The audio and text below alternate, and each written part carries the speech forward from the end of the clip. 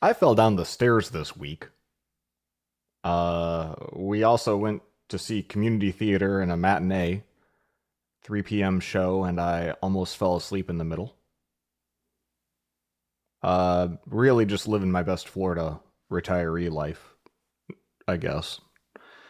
So anyway, yeah, I got a crick in my neck, but it's the side opposite where I fell down because you fall down in one way and left side of my back and my lats all got kind of beat up a little bit and a little bit of my left neck. But then, like, I guess my right neck was doing double duty for a couple days, and so now it's taking its turn to hurt. So, nothing motivates me to spend some time here with you than dull, throbbing, constant pain.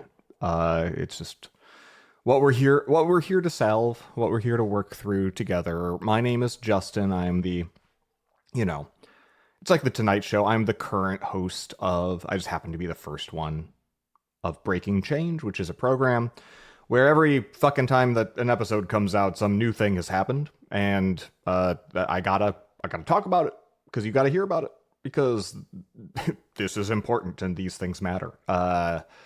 Major version 41 of the show, titled Liquid Glasshole. Remember glassholes? In Google? I was thinking about it because I'm like one of the 5 iOS developers now who is programming liquid glass user interfaces while wearing a Vision Pro strapped to their head. This is a very, very thin slice of the software industry represented right here today.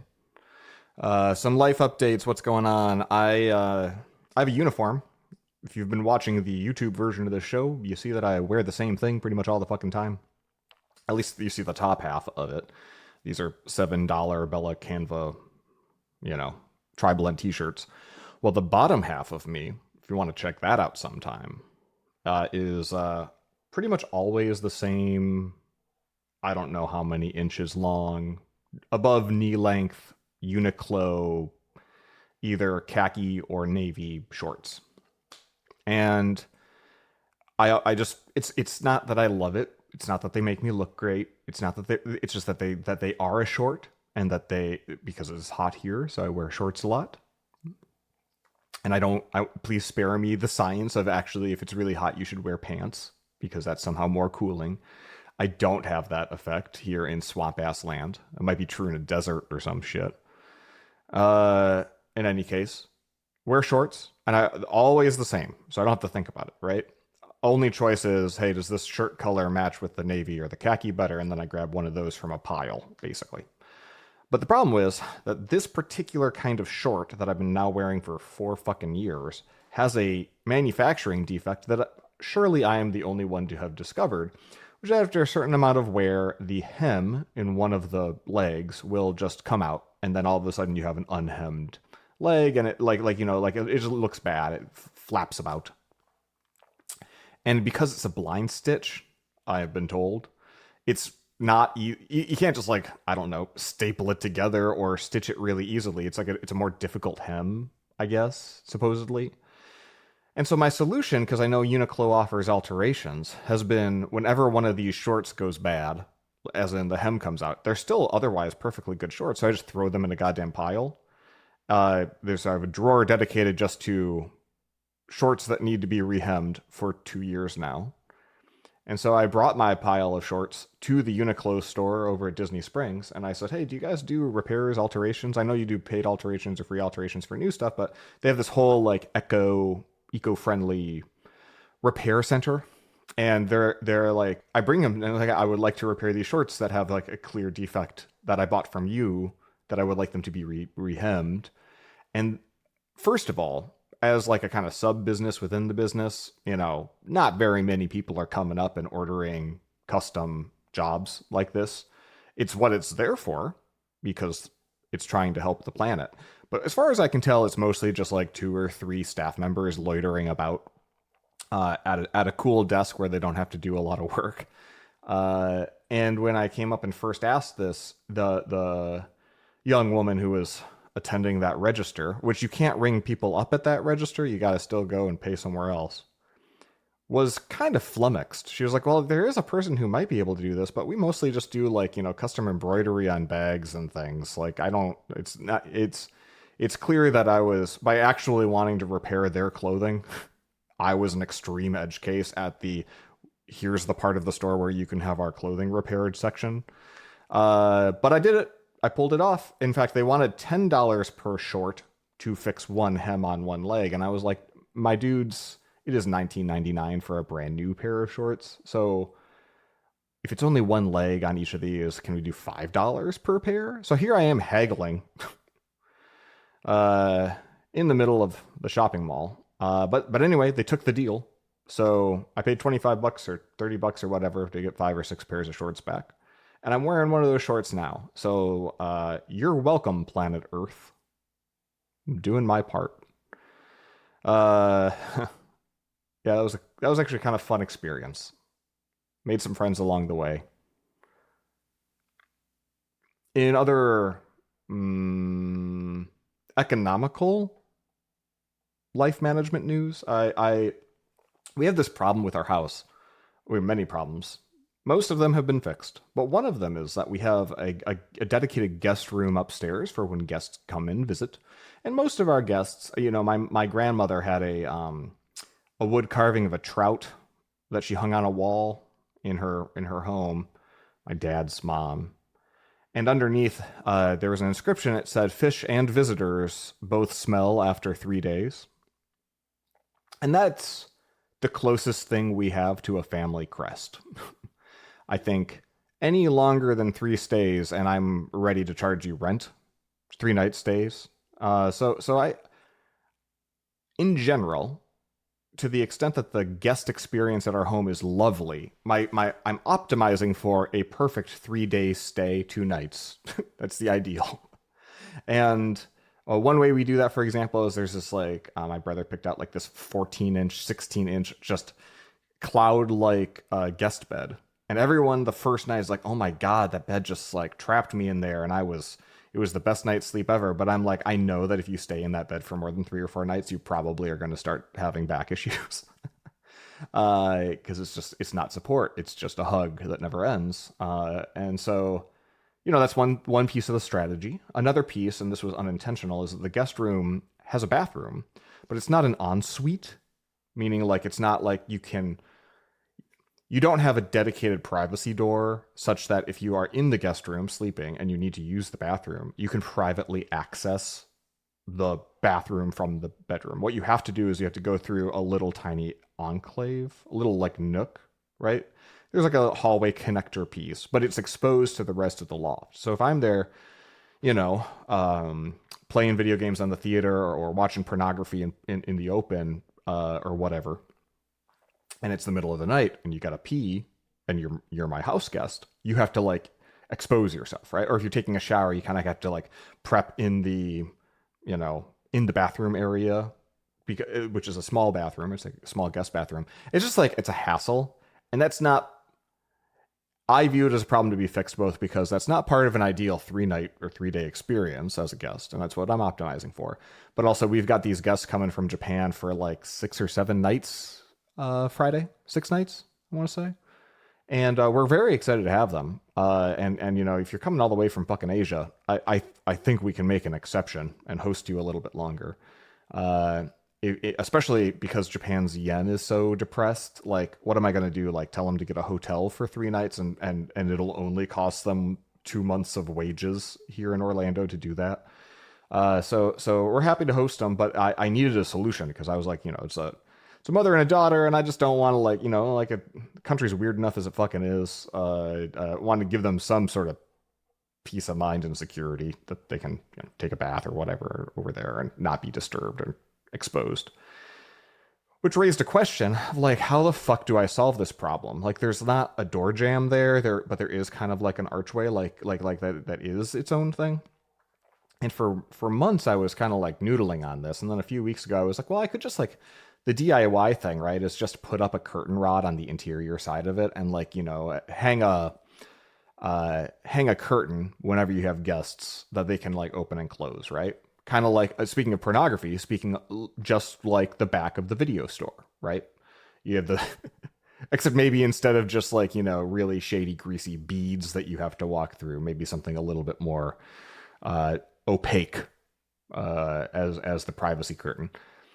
But then, one of the things that you hopefully pick up if you use AI tools to solve problems every day, if you use them as search engines, right? Like if you've been mindlessly using ChatGPT as a search engine, you might start by saying, hey,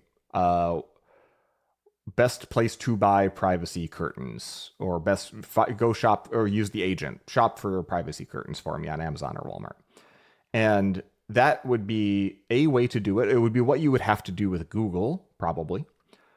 But I've been trying to train into myself the habit to instead bring it the problem and let it propose solutions, because I just had that random curtain idea randomly the other day, and I'm anything but an interior designer.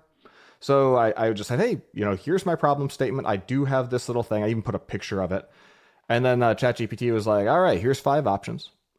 One of them was a curtain. But the number one option was like, that whole setup where you got a big blank wall and then you got this archway here. Perfect fit for a barn door. And I was like, barn door? Because I didn't even know, like I've seen them before, right? Like it's a door that hangs on metal hardware on a track and it slides open and shut. So I've seen them, sometimes inside, sometimes in like, office settings and whatnot, as an alternative to a swingy open kind of door. But I definitely, if you told me to go find one and you put a gun to my head and I was on wayfair.com and it's like, find a door that looks like this, I would never in a million years have guessed barn door. So there I learned a word, and now I know what to search for and how to find it. And so I shop around and I find a barn door, and it's a very, it's simple. It's you put up a header board, you paint the header board, you drill that in, and then you drill the hardware into it. You assemble the door from like the panels or whatever, you stain it if it's not already, and then you hang it up. And that I could theoretically do that if I didn't value my time and I wanted it to look like shit and probably not slide well. So I called up the fellow that we had paint the house when we moved in, who's kind of served as a handyman / friend. And so he came over and he started assembling it with me. And unfortunately, when you buy a $99 door on Wayfair, which granted, I knew that when I picked out the $99 one instead of the $1,500 one, I knew that this would happen. You end up with not, the panels don't fit right. There's too much of a gap. But fortunately, it got damaged on the way in transit, and so now I have a second fucking door. So now I've got 2 doors in the garage. And from which we can mix and match pieces of wood until it all adds up to one fully functioning barn door. So that's a project that we're going to carry out tomorrow. Looking forward to that. A little bit about food. Becky and Jeremy and I went out to dinner last week, a couple weeks ago, and whenever I'm at a restaurant that serves like a very traditional, like mainstream, like 3-course meals, I don't know how to put it. It's a typical American restaurant. If everyone, the kind where maybe you order an appetizer and then everyone orders their own entree, and maybe you order a dessert afterwards, the standard issue restaurant ordering, table service, dining stuff. There's a vibe. Sometimes, if it's cool, laid back, or like tapas or particular genres, they'll bring stuff out as it's ready because the assumption is everything's a share plate. Or if it's really good fine dining and you order all at once, then like typically they will be very, very mindful of firing each dish at the right time so that they all come out at the right moment. But if you're anywhere like less than that, like has the pretension of being like nice, this is eating going out, but not, on the Michelin review radar, then here's what always happens, and it drives me fucking insane, because if I go to a restaurant and I order a steak or I order anything at all, like if it's a hot dish, I would like it served while it is still hot, and before, in this case, the lasagna has congealed. I don't think it's too much to ask. But then you have this problem of like, well, if it's just two people out to dinner, here's what they're going to do. They're going to put the entrees onto a single order. They're going to ring it up in whatever their POS system is. Some short order cook is going to see that on a slip. They're going to prepare both dishes at whatever pace the Lord pleases.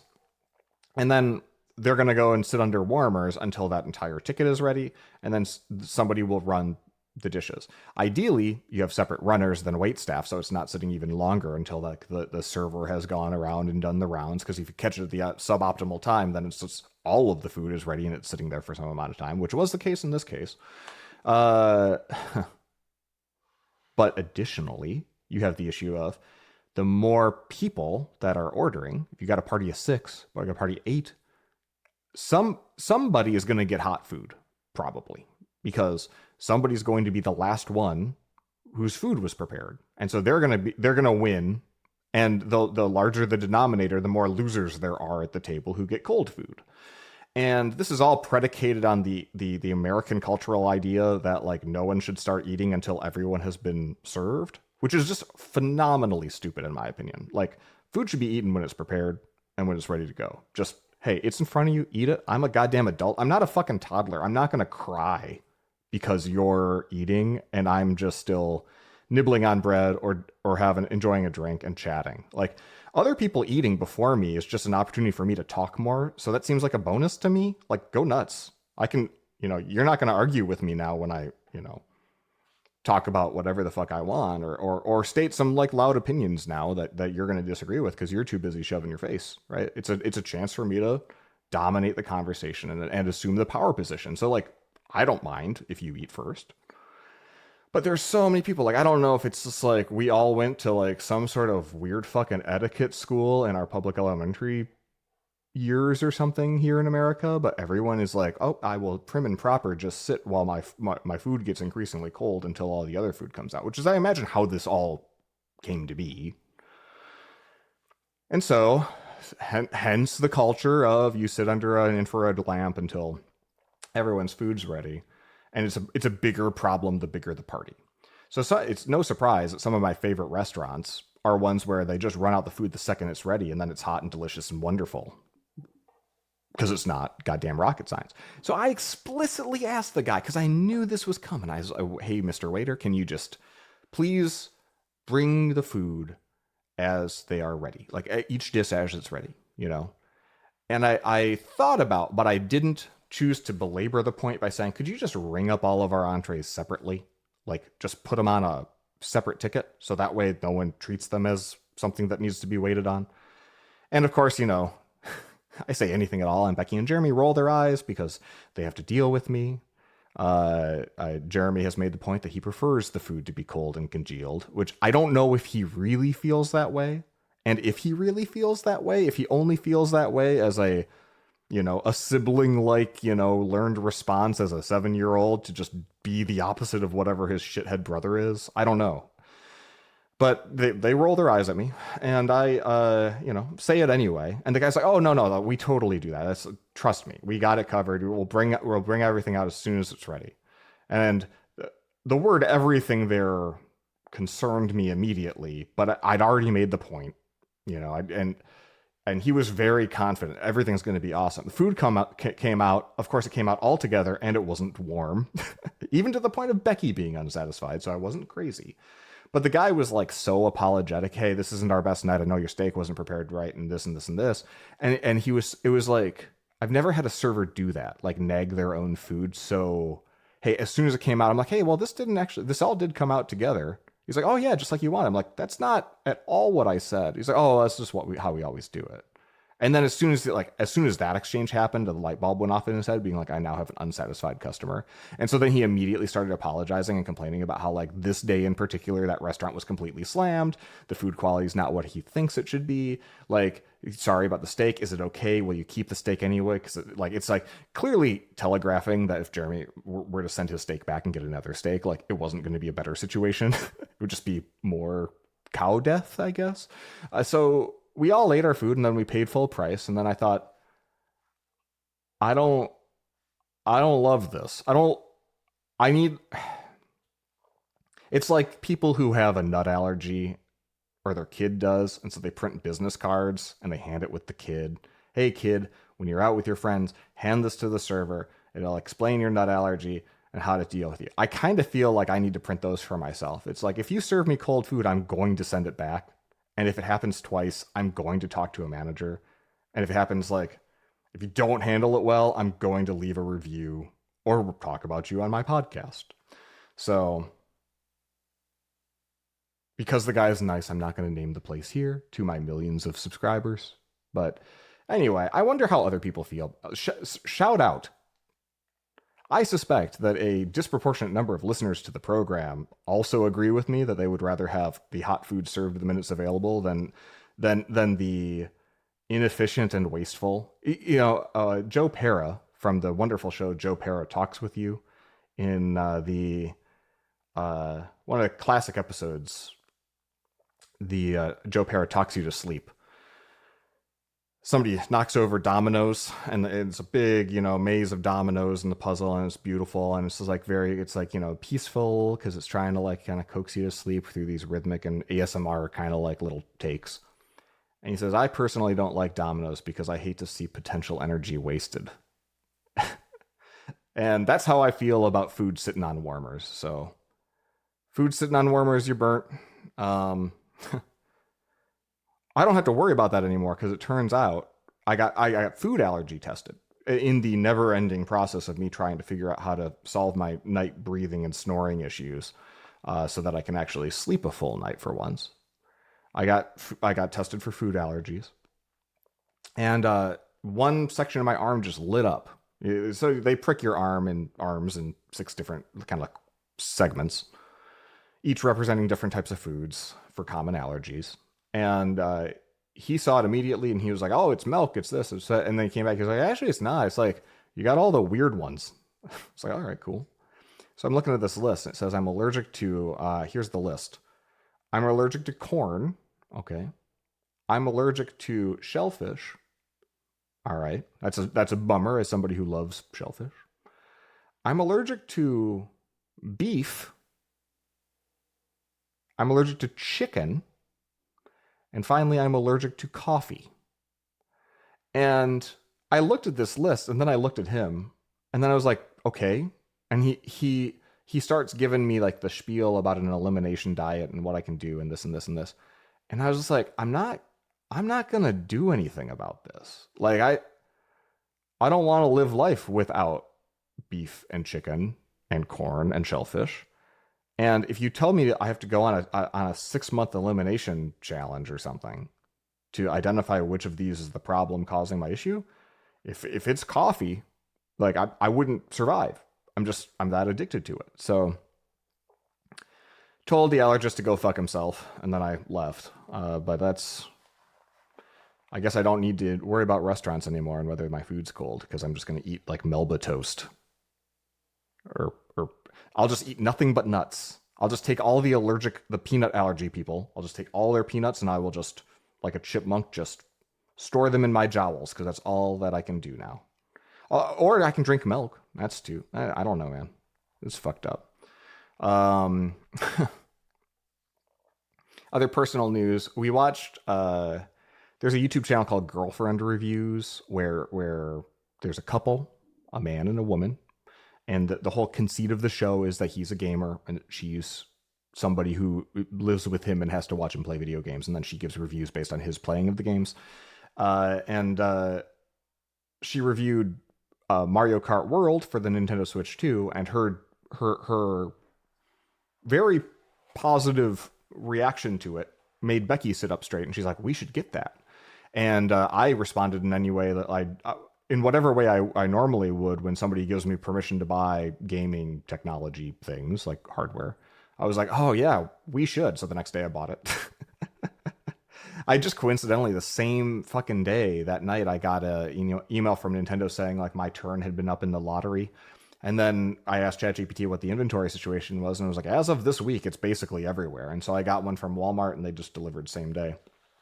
So we got a Switch 2. If you got a Switch 1, it's just that. But so when Switch first came out in 2016, It was already 5-year-old hardware. So today it's like 15-year-old hardware. It's very outdated, antiquated, you know. It's running on like the equivalent of like a 2011, 2012 era phone chip. It's amazing it works as well as it does. The Switch 2, it is brand new. It is $500. It's not cheap, but like so, there was a leaked, motherboard that came out in May, in April or May, and it had printed on it the fabrication date of like 2021. So like this thing has been basically design finalized for close to 5 years. And of course, that's locked in based on designs that are even older, and it's an 8 nanometer Samsung, fab of a relatively ancient NVIDIA chip. And they've got customizations that add things like DLSS, and there's some niceties. And of course, the SDK and all that is, from a software perspective, had the benefit of various optimizations and design over those intervening years. However, it doesn't feel awesome to open up a box of a brand new device that cost you $500, for which that you're opening something that like could have come out 5 years earlier, but Nintendo's just cheap. But also they're charging full price now, more than a Steam Deck. So I didn't feel great about like the economics of buying it. Hey, maybe that's why I had to buy the $99 barn door, come to think of it. So yeah, we got a Switch 2. We played around a Mario Kart. We played a few races. It looks great. It feels great. It's, Nintendo games are timeless. It's all the same shit, but it's like just a slightly nicer scale. It's just a little nicer, which is cool. Additionally, I had to show off the mouse functionality because Mario Paint for the Super Nintendo had finally come out for the Nintendo Online Virtual Console bullshit. So you download the Super Nintendo Virtual Console thing, and then you have to tap through and accept like 900 games all separately, and then you have to like, there's not like a way to sort it or list it, and so I'm like scouring it for the Mario Paint icon. Oh, there's Mario Paint, and I open Mario Paint, and I draw something, and Becky's like, okay, and she wasn't there, she wasn't in my family room in 1993, where like this was the only way I could draw, because we had like a DOS machine without any paint programs. It didn't even have a mouse, I don't think. So here I'm drawing, and I'm reliving my childhood, realizing that this is quite boring to her because it looks and is terrible. But then I remembered, like, the Mario Paint's for creative people, and I'm not a creative person. I can't do the little, like, the orchestral, like, you put, like, Mario over little notes and make little songs. Like, that's not the mode that I could handle. I was all about the fly swatter game, where you just have to swat different flies until you get to, like, the big boss wasp at the end. So you got 100 fly swats, and you got to survive as a little fly swatter hand. And then you got to beat the boss, and the boss is pretty hard. So I got to the boss in the first go. Becky was very impressed. So she liked that part. So we'll see how much I actually go back to play it. Honestly, the biggest reason I wanted to switch to is not for anything that's like currently on the docket, although people are saying that the Donkey Kong game is pretty good. The reason I got the Switch to is frankly because I quit Zelda Tears of the Kingdom about a third of the way through, maybe half of the way through, because the frame rate was so bad, and the performance was so stuttery, and just, it was, I don't even notice that stuff usually, and it was just downright unpleasant to play. So I figured I'd just put it back on the shelf until the sequel, the newer hardware came out that could run it better. I actually seriously considered figuring out how to emulate the Switch just to play it. So holding out for that. So maybe I'll go and fire that up after I'm done playing Expedition 33, which is what I'm still currently pulling the thread on. Last time around, I talked a bit about my newsletter and how I hadn't really started with, I think I talked about this. I hadn't started yet with my iOS app. I want to build an iOS application for learning foreign languages, maybe for learning anything, maybe for learning any language, maybe just for Japanese. I'm leaving a lot of doors open, but because it's going to be an LLM assisted app, the idea is maybe I could just make it a pretty broad thing and let you sort of prompt it with what you want to learn. But it's a toolkit for learning. And I've been meaning to start this for over 18 months. I wrote my whole newsletter about like, here's all the excuses and the timeline and how I got to where I am, but I still haven't fucking started. And I wrote it that way to kick myself in the ass to actually start. And one of the ways that Becky and I will sometimes get over ourselves in that way is to use one another for accountability. Be like, hey, I've noticed, me talking to her, there's this thing that you've been meaning to start and you haven't really started yet. And we're kind of both just falling into this habit of doing, drips and drabs of other stuff that's like lower priority because it's path of least resistance or it's more familiar. And so it's easier to do. And so we're doing more of that. What if we just both agreed we're going to stop doing this set of things, and then next Wednesday, call it hump day, we're going to finally get over the hump. We're going to start the day and we're just going to run, and we're going to actually break ground. We're actually going to start. So I made hump day sort of like a festivus, like a fake holiday for the family. And doing so, right, you put it in the calendar, you got a whole like sort of little dance you do. You're like, yeah, it's hump day. We're doing the thing just to mark the occasion so it doesn't bleed into being every other day. One other thing I did was I made it so we had, I declared like I've always wanted to have ice cream for dinner. So we're going to have ice cream for dinner on hump day. And we made it a whole thing. And that was enough for me to actually, and I'm proud to share, start my iOS application, start contacting the people who over the years, like Ben Shearman for the NS Coder, oh God, I hope I got that right, does screencasts. Subdigital is his handle. And I haven't seen Ben in person for a while, but hi, Ben, if you listen. He'd invited me to Slack and stuff and another Discord of developers. And so I contacted him and got into those. I brand new Xcode project, start watching the WWDC videos. I'm fully in. And I was like, by the end of the day, I want to have like a build going end to end built and then into test flight so that like I can install basically a Hello World app to my phone and to my iPad, to my Mac, and to my Vision Pro. So I accomplished all that. And then ever since I've been iterating on trying to, arrive at the right design, a lot of like visual comps and then experimentation, a lot of me trying to dial in the right amount of CLUD code, the right amount of doing shit myself, like what are its responsibilities going to be, what are my responsibilities going to be.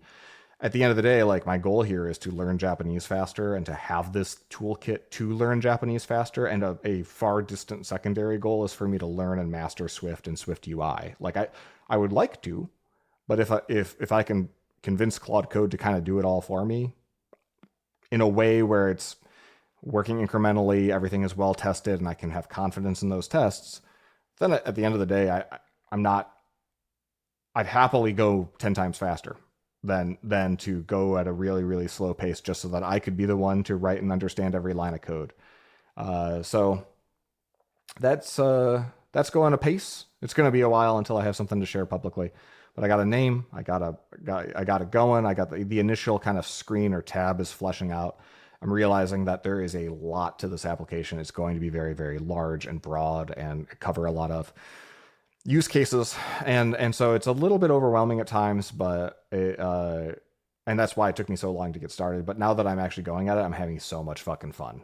I'm up before 7 a.m. every day, ready and raring to tell Claude what to do next, and then wait for it to buzz my watch. And then I wired up a I have a note about sharing this. I wired up a Discord bridge, so like every time that like it messages me or completes a task, it hits a Discord, and I can message back and have it continue. So I was like at the doctor, at the allergist in the reception, and I like finished a task, and I was like /fix27. And so then that was a custom slash command where it knows to go to GitHub issue 26, where I wrote like a description of what I wanted. And then it went and spent the next 45 minutes fixing the thing. And so I've been working around the clock, but also not working at all. Like I realized the other day, it's like yesterday when I sat down, like I really haven't even used these tools. Like I don't know how to get a backtrace. I don't know how to do these very, very basic rudimentary building blocks of analysis to just understand what's going on in my runtime, what even is all this stuff. And so it's a very strange feeling that I'm still just getting used to. Becky, meanwhile, she got started as well in her own way. Cameras are involved, and one of the funny things that we learned along the way is that macOS 26 versus macOS, the current release version of 15, Sequoia, I want to say. Sequoia both have an application called image capture. If you've got a camera or an SD card and you want to take the images off of it in the protocol where it's just trading photos and videos, the image capture is the default stock app to do that with, unless you want to import them into your Photos library, because the Photos app can also do this. And she was saying like videos over 10 minutes just don't they don't import. It imports, it says it's there, but then the file itself is empty and it's not playable. So I you know, took her at her word, and I was in the interest of trying to help her kind of work through the problem. I was like, well, I'll try a 1 minute video, 3 minute video, 5 minute video, and see where that line is, and if it gets over a certain thing. So she did a 15-minute video, and we tried it on different configurations, different computers and stuff, and for whatever reason, it worked fine with image capture on my MacBook, which was running macOS 26, and then did not work fine. Same cable, same setup, same steps on her MacBook running macOS 15. Turns out image capture has a limitation where it can't import videos larger than 4.29 gigabytes. And if you Google for this, it's a known issue, but only among the GoPro community. And GoPro's solution was that they released their own capture tool. But I can't find any evidence of like Apple people talking about this in any Apple like support discussions. So I'm not sure if it's like a particular format or type of MTP process, like if it's just Sony cameras and GoPros that are affected by this. But sure enough, so she's got to go and navigate the file system now to get videos off her camera. You know, computers are great. I am glad that the bug's getting fixed, but that's pretty bullshit. So anyway, Hump Day. Happy Hump Day, everyone. It's not an annual thing. It's just every time we need a kick in the ass, I guess we're gonna celebrate Hump Day in our own way, which involves ice cream for dinner, which I'm down with. Yeah, that's a lot going on in life, actually. Life is good, but let's follow up on some stuff that we were talking about before in the follow-up section.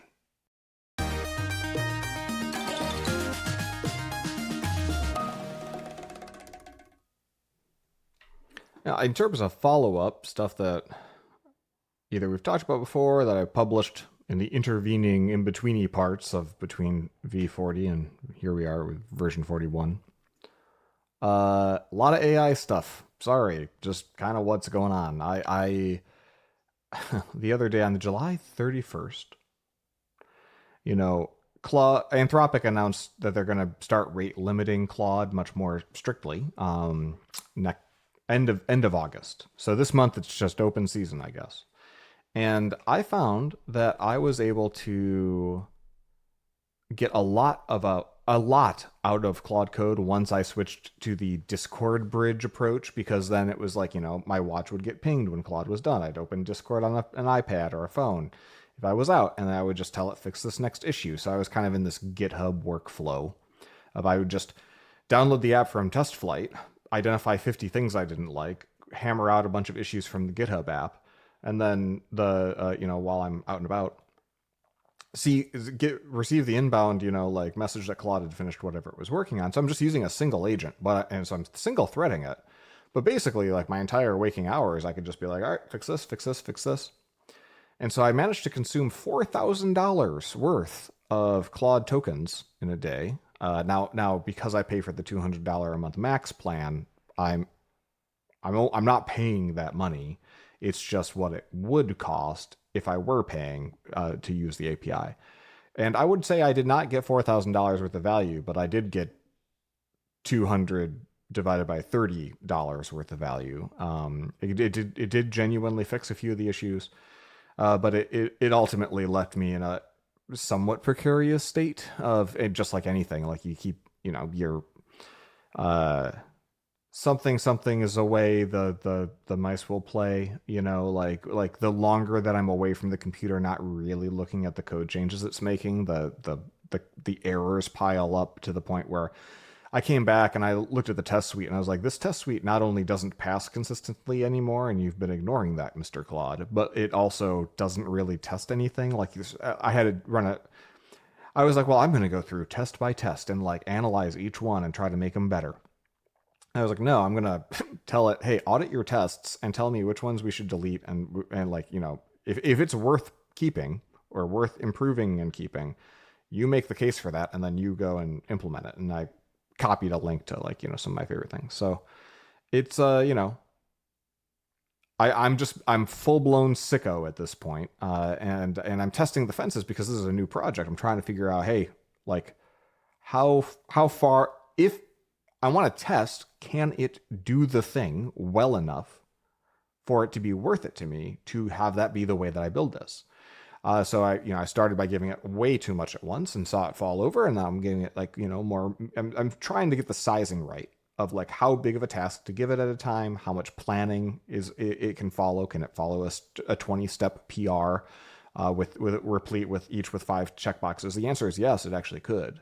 Now, in terms of fix-ups and other things, is like where I'm landing is like just a much clearer idea of where Justin's responsibilities are and where Claude's responsibilities are, what level of abstraction I want to operate at when I use it to explain something to me versus when I use it to just do the thing and then me only worry about the extrinsically observable stuff. Maybe I write the UI test or something.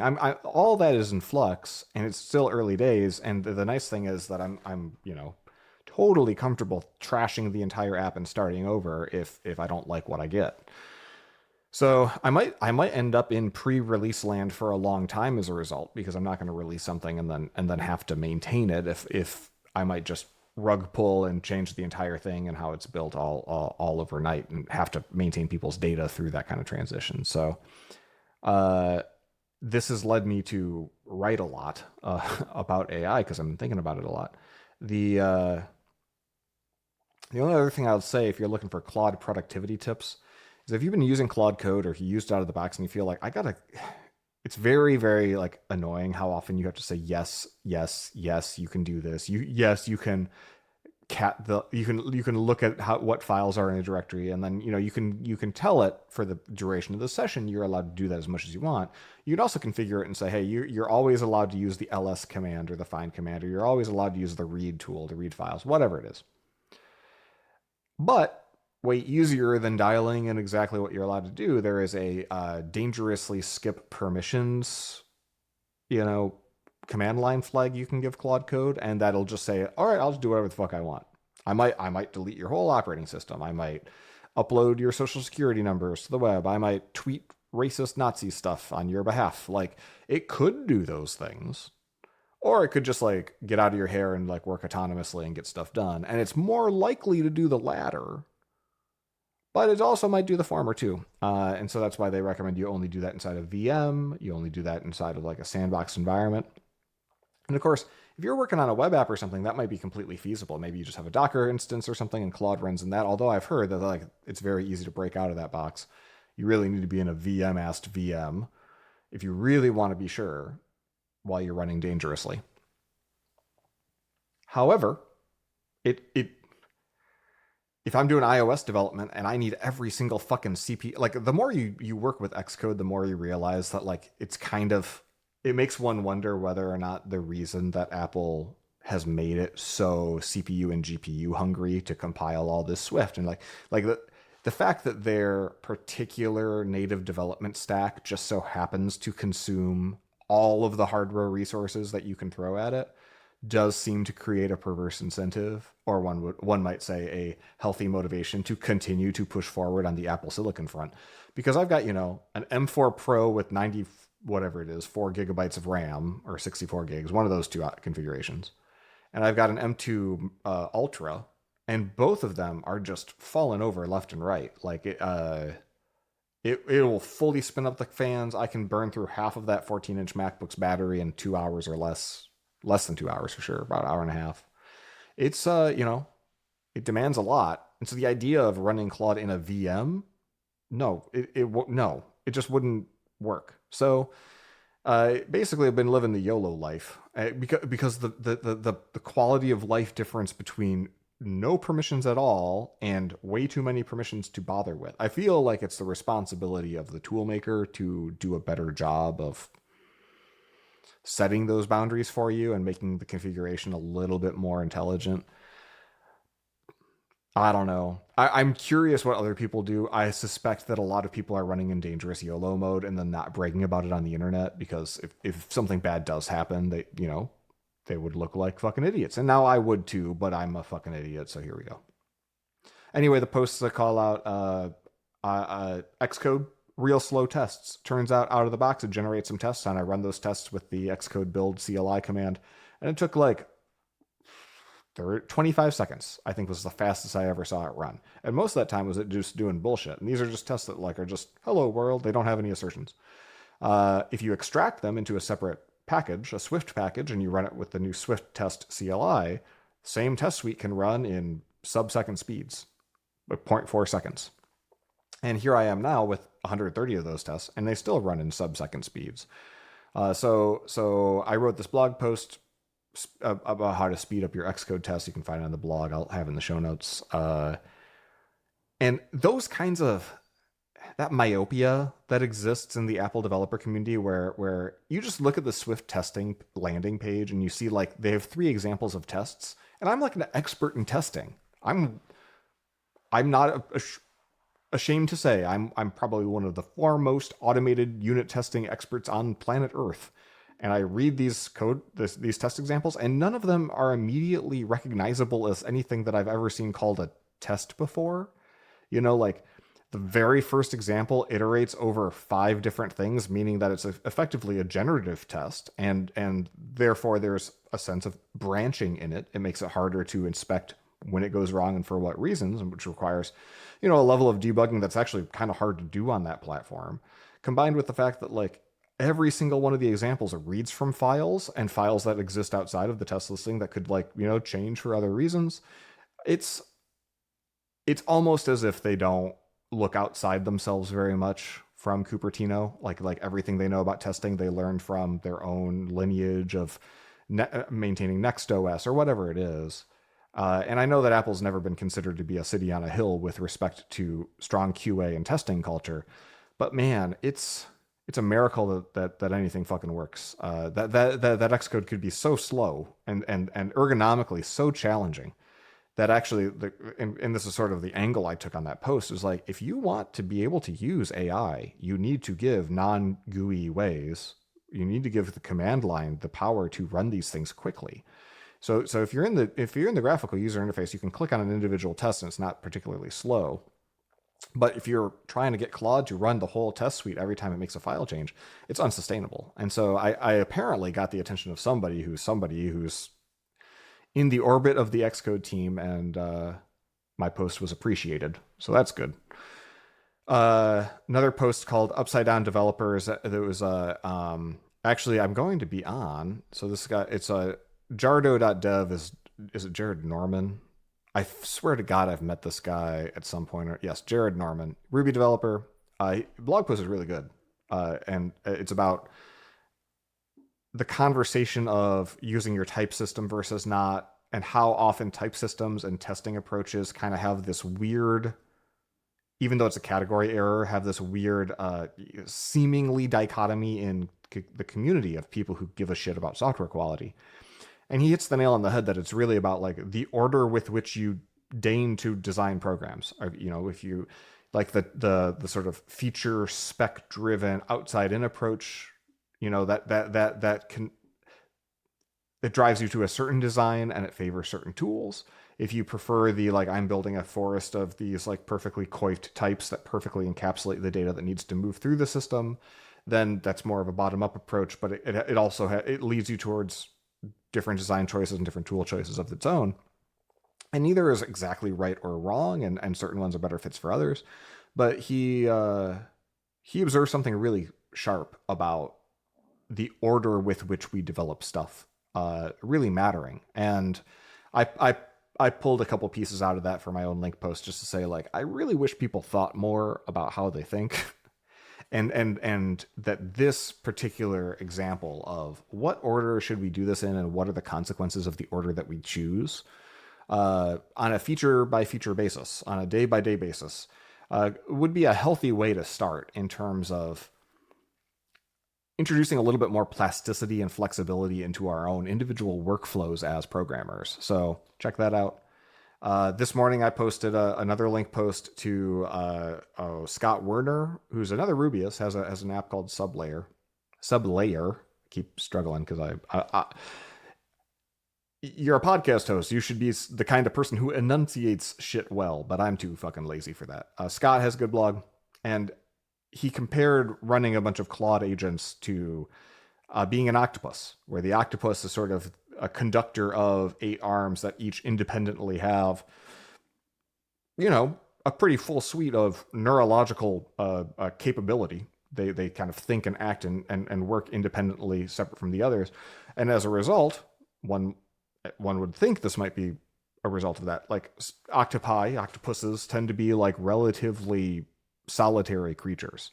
Other than mating, which then leads to dying, they tend to like live almost their entire life alone. And why wouldn't you when you have 8 really dominant voices in your head and you're trying to juggle them? Besides, the legs get all tangled. So I wrote a post called "There's No AI in Team," because he had a throwaway mention of just, hey, there's, what's to say about teams, because you don't see 2 octopuses, very often. Here I am as a programmer managing 8 instances of Claude code across 4 different projects or whatever. You add another teammate to that, and now we're all trying to coordinate all of these other spinning plates simultaneously, so we don't step on each other, so we don't spend the whole time just building or like reworking the same things, dealing with bad merge conflicts, realizing we're going in subtly different directions, but at such a speed that now we're miles and miles apart. These are all real fucking problems. And I don't think very many teams and very many managers and technical executives have been thinking very hard about this, because right now, if you've got a team of 8 people, like maybe one of those people is using tools like Claude Code in earnest, and that person is, whatever the situation is, it's highly unlikely that we're at the point already where teams are classical cross-functional software teams all working to build a thing together against a common backlog, and all 6, 7, 8 members of that team, all the developers, are all using multiple subagents simultaneously, because the amount of churn that generates and the amount of like the effective relationship size now is so much bigger than the number of actual human connections there in terms of how many things need to get coordinated.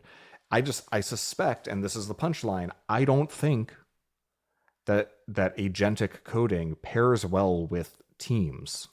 I think it emphasizes and rewards extremely solitary workers. And this was a point that I made when I wrote this full breadth developer post a few weeks back, that, having a full breadth developer who has product and technology in their head, they can go so much faster because it's just a one-on-one relationship between them and computer to go and build the thing. And they can mind the store on both sides of the game as they work. A natural consequence, I would say corollary, but I'm not a math person, so I don't know what that fucking means. A lemma, if you will, is like, yeah, if you're on a team of people and you all start using these tools simultaneously, then it's going to be, just a cacophony of noise of everyone trying to all be in sync, sort of, but just the overwhelming amount of chatter of keystrokes, effective keystrokes happening simultaneously. For an industry famous for people failing to communicate very well what the fuck they're doing and why and how, I don't suspect that we're going to suddenly be in a really good place here. So that one's called "There's No AI in Team." That's some of my content. I've got a newsletter coming out in the next couple days here. I love to create. That's what I'm here for. I kind of exist outside the industry because I don't have a fucking job, but I am finding in this current moment, it's a great way to observe the current industry, because I don't have the normal flow of like operating inside of an engineering organization right now to distract me from like all of these tectonic shifts that are going on. So, and that's what you have me for. So if you listen to the podcast or you follow the blog, I hope you are getting something out of it. But yeah, that's what we got. Follow up life wise, now, the whole point, the reason I spend so much time on the front half of this show is because then I have to say a pun. And that's, unfortunately, I've got no choice. It's what's next. As our forefathers prescribed, the next step is a pun. And I realize now, oh God, that my pun didn't sync. So I'm going to go find it. I'm going to find it. Hold on.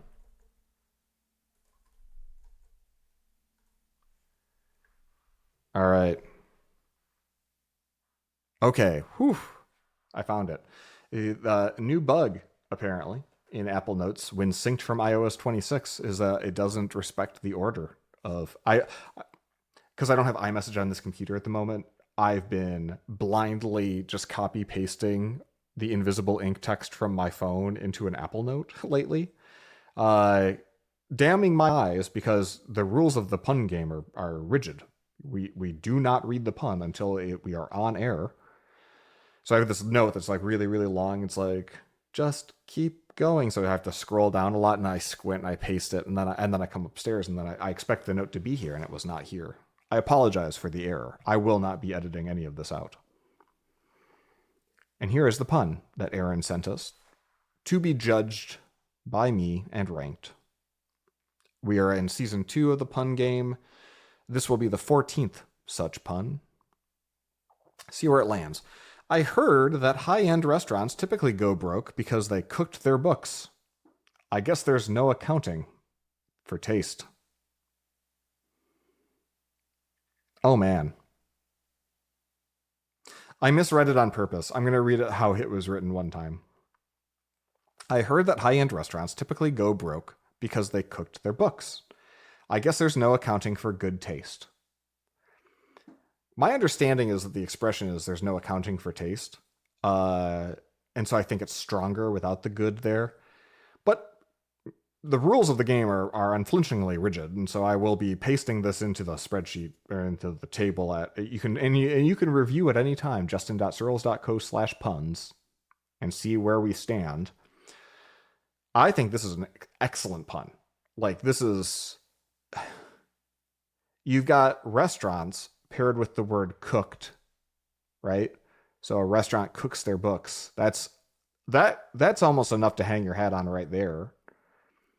And then you've got cooked their books paired with accounting, right? So you've got those two concepts linked now through different expressions. And then you've got good taste or taste at the end, which food has taste, restaurants make food. So now we've got this continuity of these 4 different. So basically, it's like you're playing pinball and you just hit 4 high scoring targets all in one go. Boom, boom, boom, boom, boom. This is a rare accomplishment for Aaron. I want to acknowledge it. It's a high on the difficulty score. Now, will it be super memorable? Will it drive me crazy? Sometimes it's almost like the puns that are good, like actually technically good, are so appreciable that they don't make me mad enough that I remember them later. But I think this needs to be rewarded. This is an excellent pun. I'm looking right at the top. This one's in the hunt. Number 1 for the season so far from version 37. I never pre-order video games. Instead, I just buy now, play later. Which, because it's so pithy and because it's so short and because that last little bit is the twist, I think that's stronger than this, but barely. Number 2 is currently, I thought installing a new shower would make my house worth a lot more, but it turned out to just be a wash. Good. This is better than that. So this was easy. This is the new number 2. I heard that high-end restaurants typically go broke because they cooked their books. I guess there's no accounting for good taste. Thank you, Aaron. I will be congratulating you soon on your accomplishment. This is just excellent news. This is great for the program. Onward and upward, my friend. And now we can, because that was so straightforward, now I don't have to talk about fucking puns anymore, which I also love. So let's go on to the news.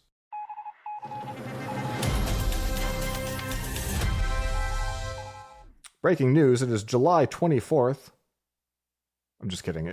Pretend with me. All right, we're role-playing.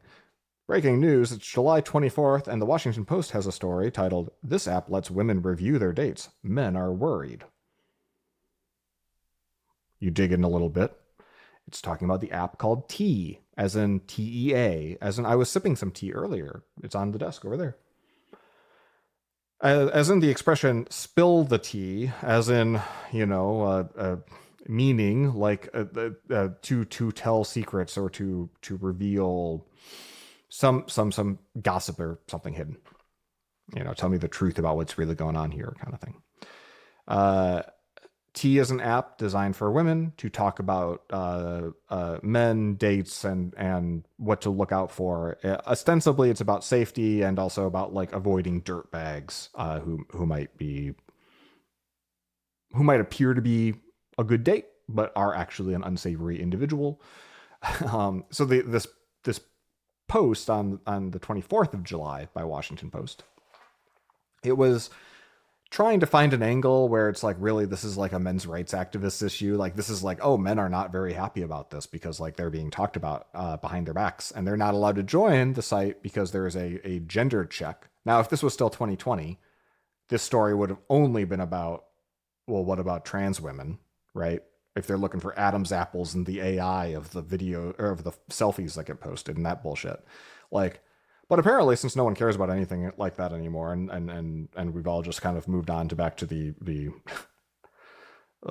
two gender norm mainstream media default settings of America for the moment. Instead, it's just, hey, well, if you just take for granted binary genders where women have an app that they can talk about men and men can't get on that app, and you take that appropriately sized grain of salt that doesn't actually open up a bajillion other fucking cans of worms. Little excerpt. T doesn't limit its feedback to safety concerns. Donovan James, 21, said he came across the app this week on TikTok after seeing some men complain about bad reviews that focused on their looks or criticized them for ending a relationship. It is really sad how only men ever get criticized for how they look. Like, especially with respect to dating, it's just terrible how women are always objectifying men and judging them by their appearance. That is a real big problem, and I'm sure this app does exacerbate that. T says it reviews users' selfies when they sign up to quote-unquote verify their gender, but James said he had seen men get past the verification system by using a selfie from a female friend or a family member. That is pretty foolproof, I guess. He said he felt tempted to look because he wanted to know what women were saying about him. Odds are no one's saying anything about you, bud. That's by far the most likely thing, is that no one knows who you are, Donovan, or gives a shit about your existence. Because, again, demographically, you look at the numbers game of men dating and women dating and the number of incels that are like concerned on the internet about how other people think about them, not realizing no one thinks about them at all. Just putting that out there.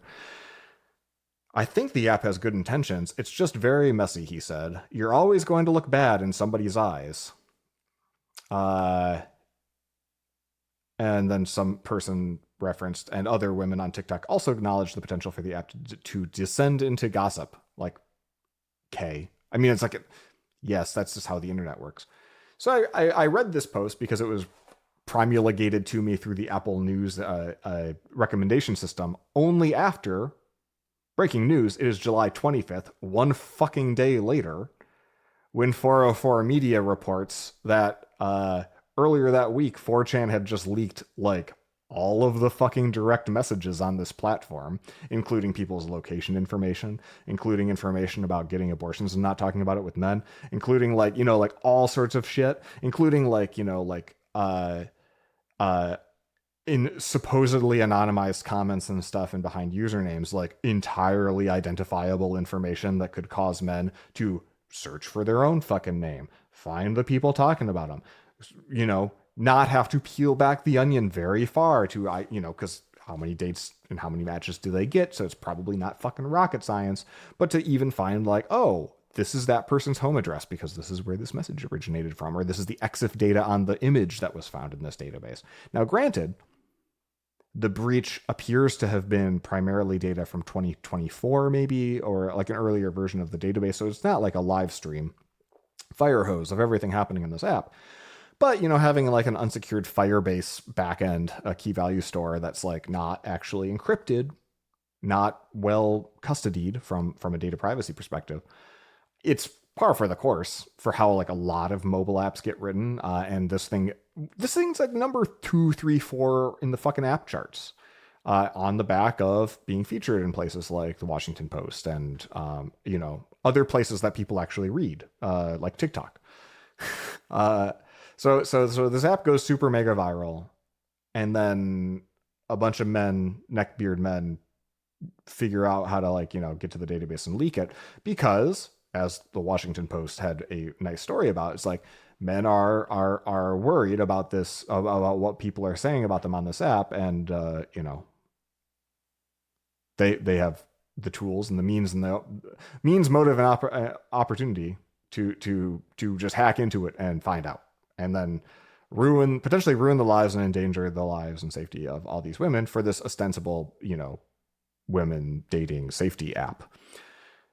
T, for their credit, has pretty much responded as terribly to this as you can by mostly just downplaying it and continuing apace and still marketing heavily and paying for ads and pushing the app everywhere.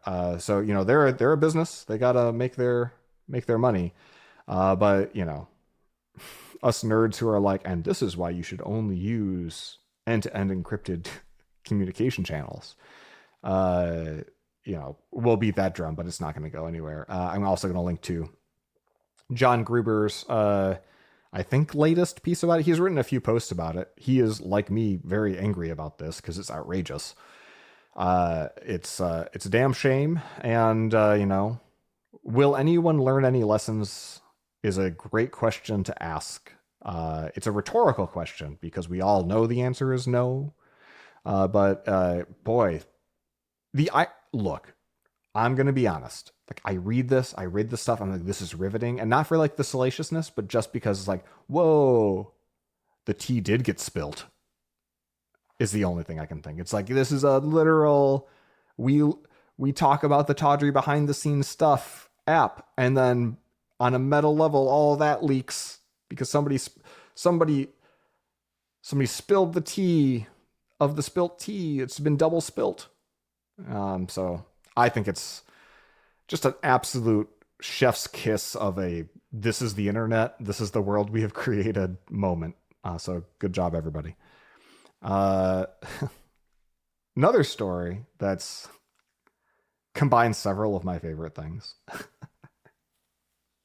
When I put it that way, it's not going to sound very good, I guess. SoraNews24.com, which is a website, has a headline here: Tokyo prostitution ring members who targeted foreigners arrested. So there were foreigners. Japan has weird laws around sex services. I'm not going to get into the exact list of things that are technically legal and things that are technically not legal. Or anything about like the mechanics of it. I have at various points in my life been fascinated by the cultural differences. I have stayed in love hotels because they are sometimes cheaper to stay in than real hotels, especially during eras when hotel inventory was a lot lower than it is today. I've seen and observed sort of like just the cultural differences around this stuff. But one thing that was extremely true when I first started traveling in Japan was like, this whole buffet and these whole districts in town, the red light districts, were not available to foreigners. It was a very gaijin, not welcome, like, we don't need your venereal diseases kind of vibe. And so you could gawk and you could window shop, but you're not coming in the door. You're not, they're not. If in fact, as a foreigner in Japan looking to engage in escort-like services, whatever you want to imagine, just imagine it. It's like I said, it's not worth getting into the nitty gritty. I have never subscribed to these services before. I'm just a piece of shit who's like really curious how everything works. So foreigners are like the vast majority of my experience traveling in Japan. Like, that's just not because of the closed nature of everything, because the stranger danger of being afraid that foreigners might lead to violence and other issues. The history of service members on bases like Yokosuka and Okinawa causing with domestic violence and other run-ins with red light districts. It was generally the case that this is a closed off part of the economy to foreigners, but sex tourism, which I think they've recently picked up as a loan word, is is actually like much more common in the last 5 years, only because the yen is so depressed and the economy and like inflation has combined to be like foreigners are a really rich target for sexual services. Now it's like a separate sub economy because most of the red light district that's yeah, or most of the kind of like yakuza adjacent, like gray businesses still don't want to deal with foreigner shit because like when the law gets involved, everything gets too complicated and risky. But there's a slightly more like of the shady stuff going on. There's like a slightly more shadier off branch that is happy to take foreigners' money. And this prostitution ring, if you read the article, apparently got the idea like we will stand out and solicit men in the sort of traditional Western way, searching for foreigners, looking for people who look foreign. And their bright idea, they had two brilliant ideas. One, they would solicit presumably non-Japanese looking men so that they could safely assume are foreigners. Idea number one is don't put out. Take the money and then like don't actually render the services that the guy wants. So that way you're kind of like safer. Two, because you're targeting foreigners and because like to be a police person in Japan, you have to be a citizen. You can't be just a resident. So if you're a permanent resident on a visa, you can't work for the police. You have to be a citizen. So becoming a naturalized citizen is extremely difficult and challenging and rare for a foreigner to do. And even if you're like, if I had been born to two white parents who were in Japan as permanent residents, and I was born in Japan, I would not actually be, there's no natural birthright citizenship there. So even for me in that situation, right? Like it's extremely unlikely you're ever going to meet a white police officer in Japan. And if you did, so what that does for them, right, is that it means that they're basically entrapment proof. They're sting operation proof. If they solicit like a white person on the street, the odds that that person's an undercover cop, who's going to bust them is effectively zero. So it's brilliant in a way because you take this money at this high rate because of the exchange rate. You don't have to render services. And then what are the guys going to do? Because ultimately it's like they're not cops, so they're not going to turn you in. And then like what are they going to do? Like so like literally what unraveled this, and this is just so amazing to me. Foreigners who paid for sex services went to the police boxes, the Koban. So they went to the police and they reported, I paid this woman for prostitution stuff and she didn't put out. And like, that's her over there. So I want to have balls so big someday that I could just go to a cop and be like, I am unsatisfied with my purchase, officer. I would like to file a complaint. So, and it's one of those countries too where it's like, I think selling the service or soliciting it is the thing that's illegal. Whatever, it doesn't matter. The mechanics don't matter, but just like this particular arc that ends with, starts with, hey, we could screw a bunch of foreigners out of money in a way that would make it really difficult to arrest us, turns into a bunch of really stupid men trying to solicit sexual services in a foreign country to complain to the police when those are not rendered for the money that they paid. Circling all the way back to identifying those women as soliciting foreign men, and now all of a sudden, like presumably the Vice Patrol are on the lookout for this particular pattern of behavior. That's just amazing. So we're really starting off with humanity at its best today. In less salacious news,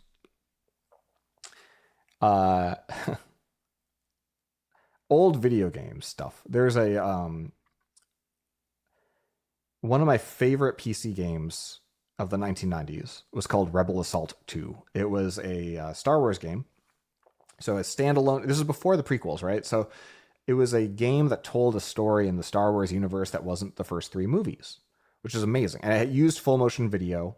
So FMV effects throughout. Now, very low resolution. It's probably like 240 by 160 pixels. It was very tiny. But it was a CD-ROM game, and you basically played with a joystick, and it was a rail like the video was the video. The TIE fighters are always going to be wherever they are. The stormtroopers are going to be where they are, and you just kind of point and click with the joystick. It was a very simple game, and not a good, by any measure, not a good game. But my brother and I loved it. Even though it was a shooting gallery, even though it was on rails, it was just like it was a cool story. It was like a level of capability that you didn't see from a mid '90s computer very often. And loved the game. It turns out a lot of people loved Rebel Assault and Rebel Assault 2. And so this fella, I corresponded with email just to kind of cheer him on because I think it's great. I'll share the YouTube in the show notes. He's remaking Rebel Assault, and he's thinking about Rebel Assault 2 as a hobby in Unreal Engine 5, and he's kind of trying to fit the spirit of the game and like look at the originals, but he's pulling in like great looking environments from asset catalogs. He's some of these ships have never existed before because they were just like a handful of pixels, and so he has to kind of imagine what they would be and fill in a lot of the gaps. But like replacing it with a game where you actually do steer the ship and move around and like in a 3D space. So he's doing developer diaries of this on YouTube, which I just find absolutely fascinating because it's you see remakes and remasters from the community often, and in the modder community in PCs, but you don't typically see a remake of a game so fucking old, like 30 generational leaps between this game and what he's doing now. But because it was a high fidelity game with video and punched above its weight in terms of what got conveyed conceptually to the mostly children playing this game, like he's got just enough yarn to pull that thread to build like what looks like a modern day Rogue Squadron kind of three-dimensional game. So I can't wait to see what comes of that. And I'm calling that news.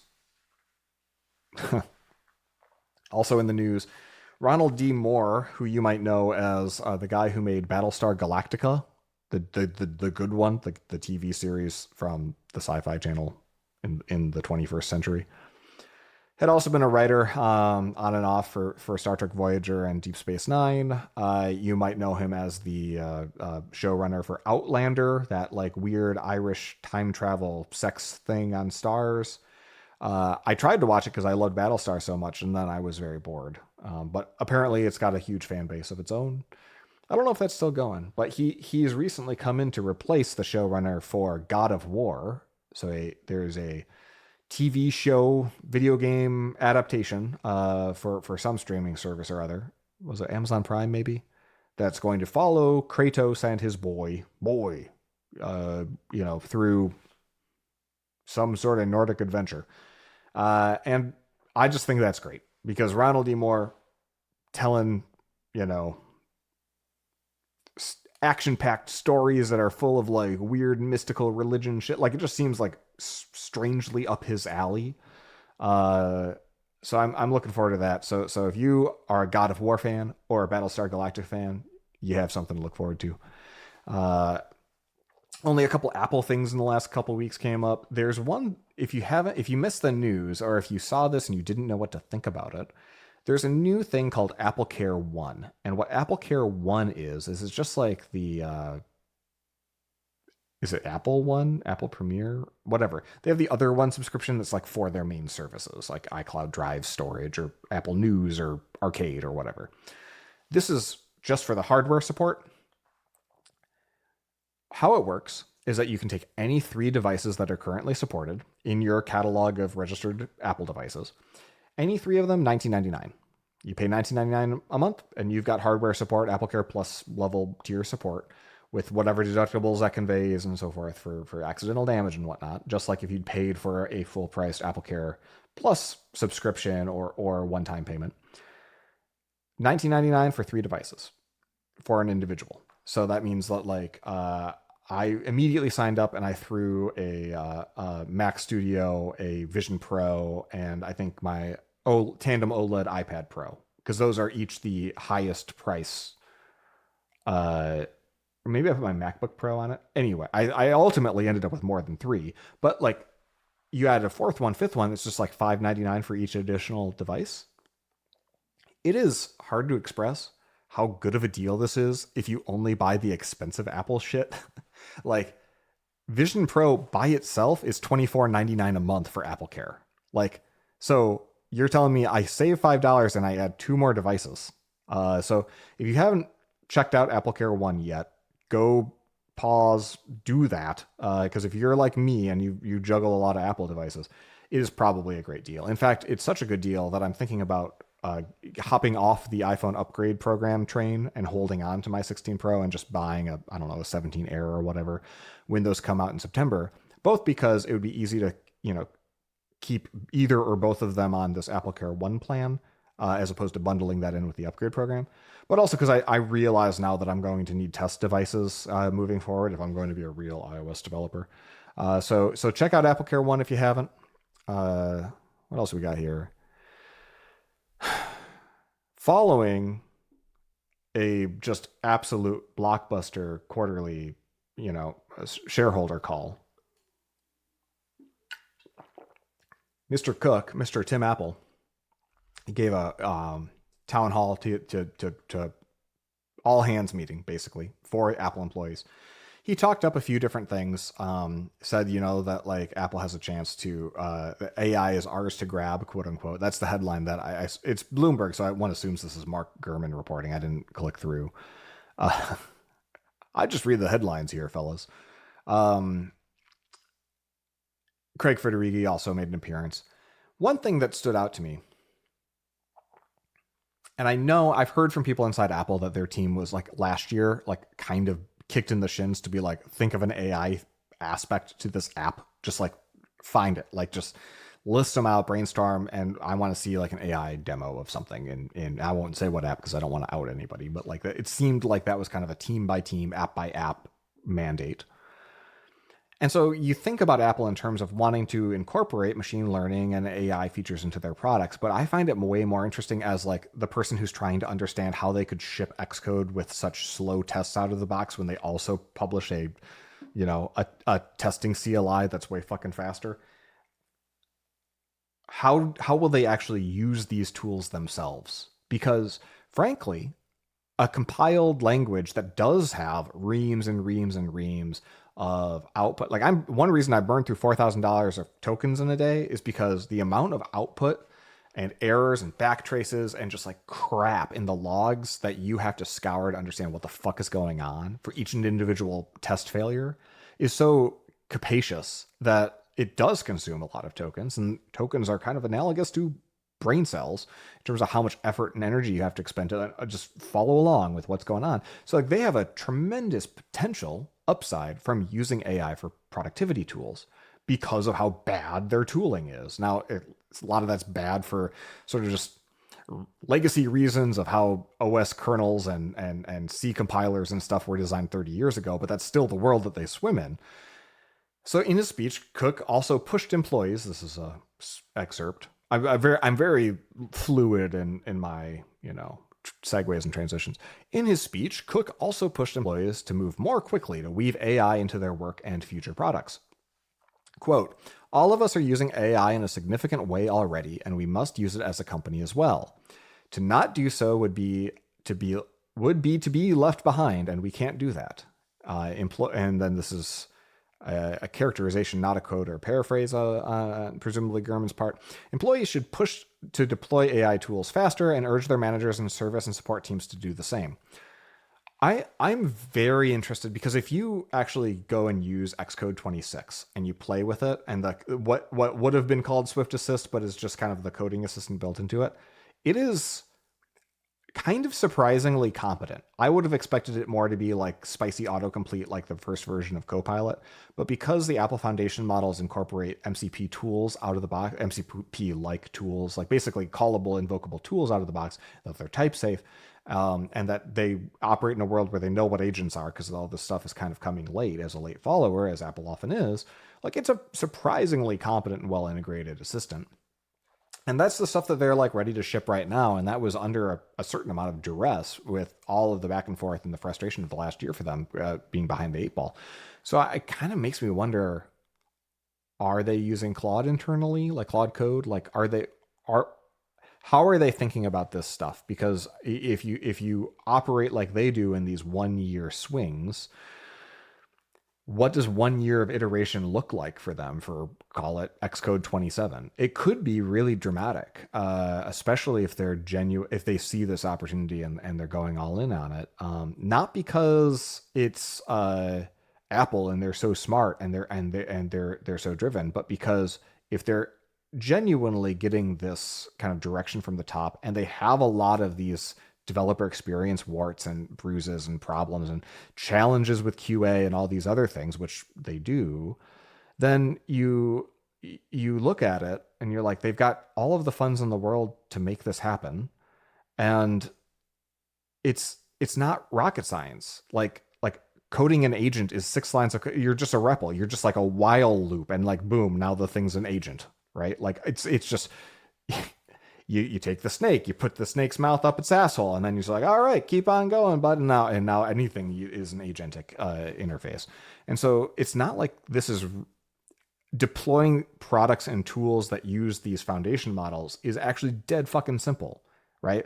The biggest takeaway I have from using Claude Code or investigating the MCP kind of overall is like how fucking rickety and badly designed they are, like as products. Like, I would never go about designing the configuration system for Claude Code the way that they chose to. It's almost like they have no fucking product expertise at all. But then you look at Google's Gemini stuff and OpenAI's, and it's also just like, clearly it's like R&D people who don't know anything about writing good user-facing software, just sort of like winging it. And surely they've hired a lot of people who are really smart, but like it's just not at all anyone's forte. But it is Apple's forte. And so that really makes me wonder whether or not the one thing that Apple's really, really good at is standing on top of solid framework foundations and then building like really good user experiences on top of them in a relatively scalable way. And so putting some of that product know-how and having good taste around, how users get value out of software as a flow and applying that to their own developer tools internally. I find I'm very interested to see where that goes. In a less optimistic note, moving on to Meta and our friend Mark Zuckerberg, aka Lex Luthor. Wall Street Journal just had to give this headline because it's just too good. Thanks for your $1 billion job offer, Mark Zuckerberg. I'm gonna pass. So Zuck has been on this quest to he doesn't want to miss a boat, wants to get to the point of super intelligence, wants to win at something for once. And we've heard in the news and talked about like how that's coming with $8-figure job offers of people with somebody from the Siri team who failed all the way up apparently in Apple's AI area. I'm sure he's really great, but gets hired with a $200 million comp package from Facebook. Zuck is thirsty. He's got the money, and he's swinging around with big dick energy trying to hire everybody. Just to hear that, like at former CTO, what's her face? Sorry, I don't have it in front of me. Murda, the woman who went on an interview and looked dead in the eyes at the interviewer, who asks her, "Are you using YouTube to train your model?" And she had to lie with a straight face and be like, "Oh, it's public, just the publicly available stuff." Whoever that person is, she left and starts another AI shop with apparently 50 extremely loyal people, because all of them were offered insane amounts of money, including her co-founder Andrew Tullock, it looks like. So to peel him off, Zuckerberg dangled $1 billion package that could, with top bonuses and extraordinary stock performance, big if, I guess, have been worth as much as $1.5 billion over at least 6 years, according to people familiar with the matter. Tullock said no. None of his colleagues left either. Man, we all talk about like, man, I feel lonely. I feel left out. I feel excluded. I wonder if anyone really likes me. You've got to be... How would it feel to be like, would you take $1 billion to play with me every day? To do whatever the fuck you wanted, but like just work with me on this thing. It's $1 billion. And then be like told, fuck no, by 51 motherfucking people. That probably does something to your ego. There's probably a reason why you watch a lot of Ultimate Fighting and bulk up and wear big gold chains. I feel bad for Zuck. He's a tragic figure. Got a few other quotes. So Simon Willison, who, as we discussed, the creator of Django, apparently. I did not connect that, by the way, until Django had its 20th birthday and he mentioned it. All I know Simon Willison as is like guy who posts banger after banger to his blog about AI related stuff. Uh, he quoted Steve Krause, which about tech debt, and I think this tech debt analogy is really perfect for the moment. When you vibe code, you are incurring tech debt as fast as the LLM can spit it out. Okay, sure. Which is why vibe coding is perfect for prototypes and throwaway projects. It's only legacy code if you have to maintain it. Totally valid statement. The worst possible situation is to have a non-programmer vibe code a large project that they intend to maintain. This would be the equivalent of giving a credit card to a child without first explaining the concept of debt. Completely agree. Like, that's absolutely spot on analysis. Like, we have a lot of novices out there who don't know what code is, can't read code. I've always wanted to learn to code, haven't done it before at all, and so they can't, assess the intrinsic quality of what's created. And finally, if you don't understand the code, your only recourse is to ask AI to fix it for you, which is like paying off credit card debt with another credit card. Print it out, put it on the wall. Like, that's the first time tech debt has made sense to me. Like, that is a concept that is like, comes and goes in terms of its utility. It's a throwaway little metaphor that we use to say, hey, you make a big mess that you're going to have to pay for that someday. But this is a strangely good fit for the metaphor. Separate post, Simon Willison. He quoted Christina Wodke in a LinkedIn post. I don't know who Christina is, but this was interesting because I've heard from several people who are very well known, thought leaders in thought leader land. And I know people like Michael Feathers is writing a book on AI stuff. A lot of early and shit, like Tim Berners-Lee's all in on this stuff. Like a lot of early web people who were, in the 90s, like really thoughtful.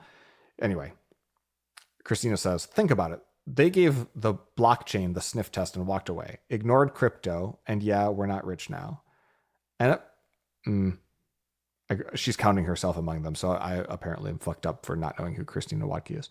NFTs got a collective eye roll. But AI, different story. The same folks who hand-coded HTML while listening to dial-up modems sing are now vibe coding with the kids, building things, breaking things, giddy about it. We Gen Xers have seen enough gold rushes to know the real thing. This one's got all of the usual crap. Bad actors, inflated claims, VCs throwing money at everything with AI in the pitch deck. Gross behavior all around. Normal for a paradigm shift, but still gross. The people who helped wire up the internet recognize what's happening. When the folks who've been through every tech cycle since Gopher start acting like excited newbies again, that tells you something. That's a really powerful testimonial, in my opinion. And it completely tracks to like my experience now. It's like, Becky is, worried about me because I won't fucking shut up about like what's happening in this current moment in tech. Because frankly, like when I first started professionally out of college in 2007, I had a lot of people, older people, in my, just a few years ahead of me, where they would frequently rely on tropes like, hey, it's about learning the fundamentals. It's about learning the skills. It's not learning any particular technology because technologies come and go, And I don't know how many times Todd would tell, my co-founder at TestDouble, I don't know how often Todd would tell me, hey, we're not going to be using Rails forever, so we got to branch out to this. And I was sort of like, I don't know, man. Like, I started my career at Rails 0.8. We're at Rails, I don't know, Rails the 8.1 now. Like, it's still the only best way to do this particular task. And so even though my career, we've seen a lot of fun stuff, and there has been advancement, it's really been, I think, more of a story of the attrition of just like, the toxic funding nature around and how bad we are at employing and scaling teams. Like, that's been the story for so long.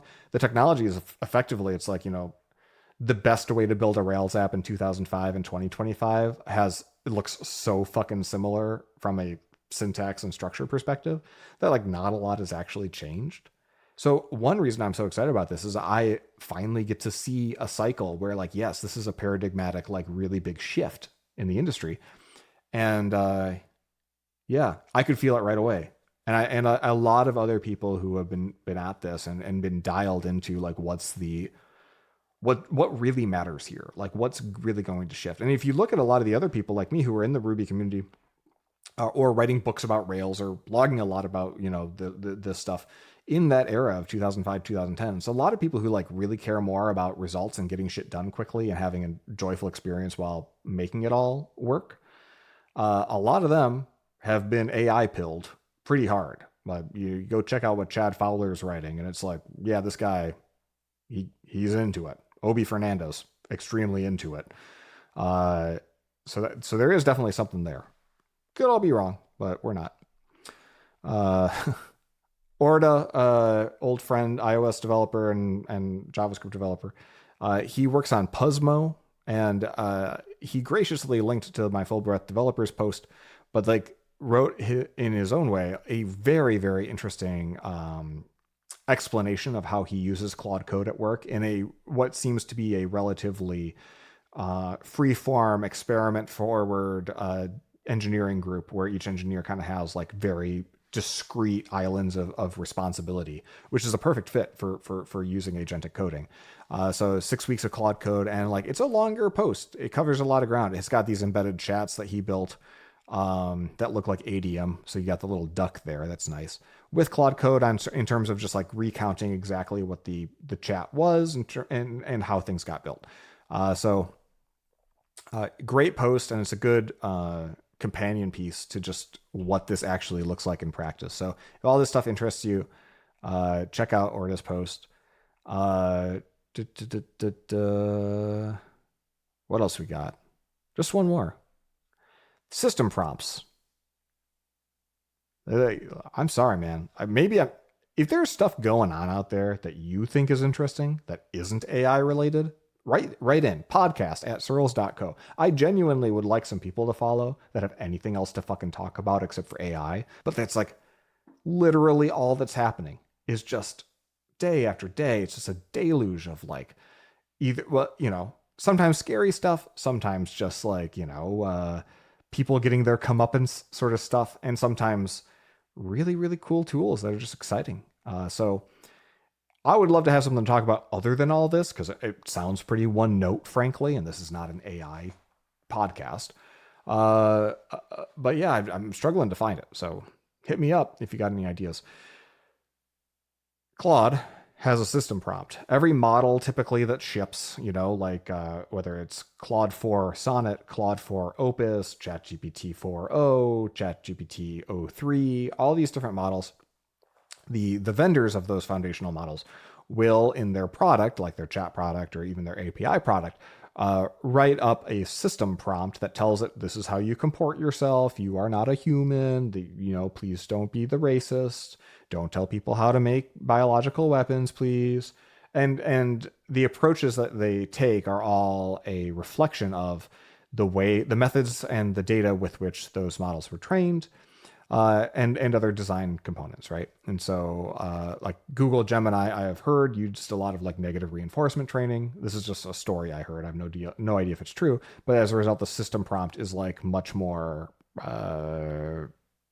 brusque compared to Claude, which is like Anthropic's run by a bunch of effective altruists, and so they're a little bit more Pollyanna.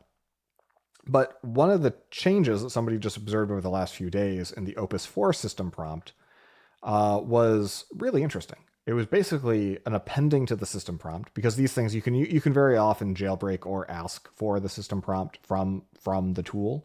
And Anthropic's more on the open end, so maybe they just publish it. This was added to the system prompt. I thought it was interesting. If Claude notices signs that someone may unknowingly be experiencing mental health symptoms such as mania, psychosis, dissociation, or loss of attachment with reality, it should avoid reinforcing these beliefs. It should instead share its concerns explicitly and openly without either sugarcoating them or being infantilizing, and can suggest the person speaks with a professional or trusted person for support. Claude remains vigilant for escalating detachment from reality, even if the conversation begins with seemingly harmless thinking. one wonders if this is a reaction to news stories and anecdata about, my husband was a normal guy and then he asked it to help fix, like, the closet. And then all of a sudden he thought he was a god and, existed on a higher plane. He was leaving me and quitting his job. Like, stories like that keep happening. And of course, like, the natural reaction is like, yeah, a relatively large number of humans in America are mentally ill and not really being treated, and this is a tool, and this is just a thing that's in a lot of people's lives, and so there's a natural crossover of people with mental illness using these tools and then having bad outcomes. Like, is it the tool? Is it genuinely exacerbating it, or is it just sort of like a contact and exposure coincidence? It makes me wonder to see a system prompt update like this, which they're not updated often, and they're typically not super reactive about it unless they've got reason to be. It does make me wonder what kind of data, because it cuts across engagement. Like, if OpenAI has been pretty clear, like, that they want to make GPT, like ChatGPT, more engaging to have people on it more and depending on it more, and that can lead you down a pretty dark path pretty quickly here. One way to do that is to tell the person that they're a god and that they're enlightened and that they're, to be worshipped. So prompts like this cut against that maybe, but I don't know. I genuinely am starting to notice that there are. Look, when I was in 8th grade, I took a marketing class as an elective, and it was my science teacher who taught marketing, and he was basically like, everything that you think you like is all bullshit, and he explained exactly how marketing and advertising worked. And as an 8th grader or somebody younger than that, so like if you're 13 or 14 or younger, you know what commercials are. But if you, like, really at a young age are taught what to look out for, why they're trying to fuck you, like, your brain just will approach marketing and advertising differently from that point forward. In fact, for me, it was a bit of a light bulb of like, oh, like, I can personal brand myself, right? Like, I can be a voice, I can sell, I can pitch, my version of reality the way that I want to at a relatively young age. But it also gave me a criticality through which, like, when I saw something or when I had a reaction, it didn't make me immune to the effects of advertising, but it generally gave me a sense of awareness. Is like, yeah, I'm wanting that right now because of their choice of color and phrasing and, like, the association of this with some sort of emotional happiness. That marketing class comes to mind when I think about, like, there are people like me, people like the people that I've talked about so far in this version of the show, people like you for the most part who write into this show. We're the tool makers. We understand how software works. We have a rough understanding of how these AI tools are built. I'm using a loose we here. Maybe you listen to the show and you're like, I have no fucking clue how any of this works. I'm just here for the dulcet tones of this man who's unhappy about everything. So it's not everybody. But, like, I think we over-index on the people who are like, we're using this as a tool. We're interested in the macro effects of it, but we have a deep enough understanding of what it fundamentally is that I don't think very many of us could earnestly open up ChatGPT and be like, hey, buddy, you want to hang out? Like, tell me a story. Like, I can anthropomorphize it because from a pronouns perspective, it's easier to say, yeah, he said to do this. And I could, I'm happy to ask it, like, hey, I'm having this hard social situation. Give me some ideas. Just like it helped me think of that barn door that I needed earlier, and it wasn't occurring to me otherwise. However, I really do wonder whether or not, like, it's the fact that I'm a maker and somebody who understands the tool and uses the tool for my own creative, productive purposes, that I'm not interested in the tool as a companion, or as AI chatbots as, like, a friend. And yet there's a lot of talk out there. And one, you can't know at this point in the game how much of it is just a perceived risk that people are using them as chatbots and companions. But, like, you got, like, whatever, the character AI company. You can clearly see a lot of kids getting wrapped up in this. We've had multiple suicides, I believe, at this point that are, like, associated with shit that their AI friend told them to do. If we do go down this path where a lot of people do create interpersonal affective relationships that they genuinely believe in because they don't know how any of this shit works, it's it's yet another divide. Like we talk about the digital divide, right? Or we talk about like wealth inequality. It's just like yet another thing to striate humans into two camps of like, creators and consumers. It probably ends in a bad place that this prompt is needed. Uh, and we already see the tools sort of separating. I mean, Claude Code literally breaks out of that whole chat box into the terminal because it's more effective there. I So seeing how this branches, I think, is going to be really fascinating. Something to watch as products become more sophisticated over the next year, 2 years, 3 years. So there we go. That's it for the news. Let's talk about some stuff to watch and play. I'm gonna be quick. Not a lot going on. I finished the series Halt and Catch Fire. It was very good. If you like talking about what computers used to be like when they were just monitors and keyboards and you just did stuff and there wasn't a random AI inside of them. Covers the history of computing through 4 seasons and kind of following 4 main characters who are really all over the place, and it's an elaborate dance of who's working with who and who's mad at who and all that stuff. But yeah, the nostalgia factor combined with it being a good drama, I loved it. It was a journey. So yeah, you can check that on AMC Plus. I'm getting back into now a whole bunch of series just had a new season drop. I think is Stranger Things out. Becky's gonna want to watch that. We got Strange New Worlds, the third of apparently 5 seasons of the Star Trek show. Love that show. Foundation season 3 dropped. I chose to pick that up first. I'm not the biggest fan. Like Isaac Asimov, brilliant guy, but like I tried to read Foundation once and I was like, this is a job. Like I wouldn't read Tolkien for the same reasons. Like this is too much world building. I don't want to, I've got enough going on up here. I don't need to understand everything about this entire empire and how it all works out. But, Foundation season 1 was on the television, and so I played it and it was okay. Season 2 had some more interesting beats throughout. And now that I kind of know what's going on well enough to follow along, season 3 just kind of continues a lot of that stuff. Interestingly, I realized just before I hit play that Lee Pace is the star of both Halt and Catch Fire, as well as he plays the Day, one of the Empire people, without spoiling anything, in Foundation.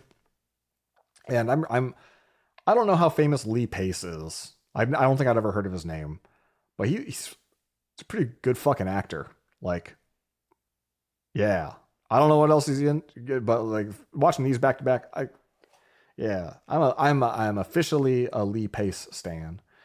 I have down here that Mario Kart is cool, I guess.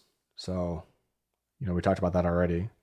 I don't know how long it's going to take for the Switch 2 to have genuine bona fide, like a game library worthy of buying one on its own. Mario Kart is probably not sufficient unless you just know you're going to end up with one of these things anyway. But the Donkey Kong Bonanza game, a lot of people like.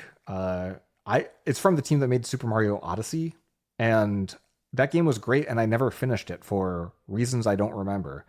So I'm kind of thinking maybe I'll just go back and after I play Tears of the Kingdom, play Mario Odyssey. Just have a little Nintendo moment. Only other thing I have, it's funny, I mentioned music theater and falling asleep in a matinee. I did not fall asleep, but I did close my eyes and rest for a moment as I enjoyed the music. We saw this really cool stage production that was based on like half a dozen Family Guy cutaways over the last 25 years. It's really cool. It's called The Music Man. Halfway through, I'm like, yeah, this is an okay musical. Like it's kind of a classic American, musical production.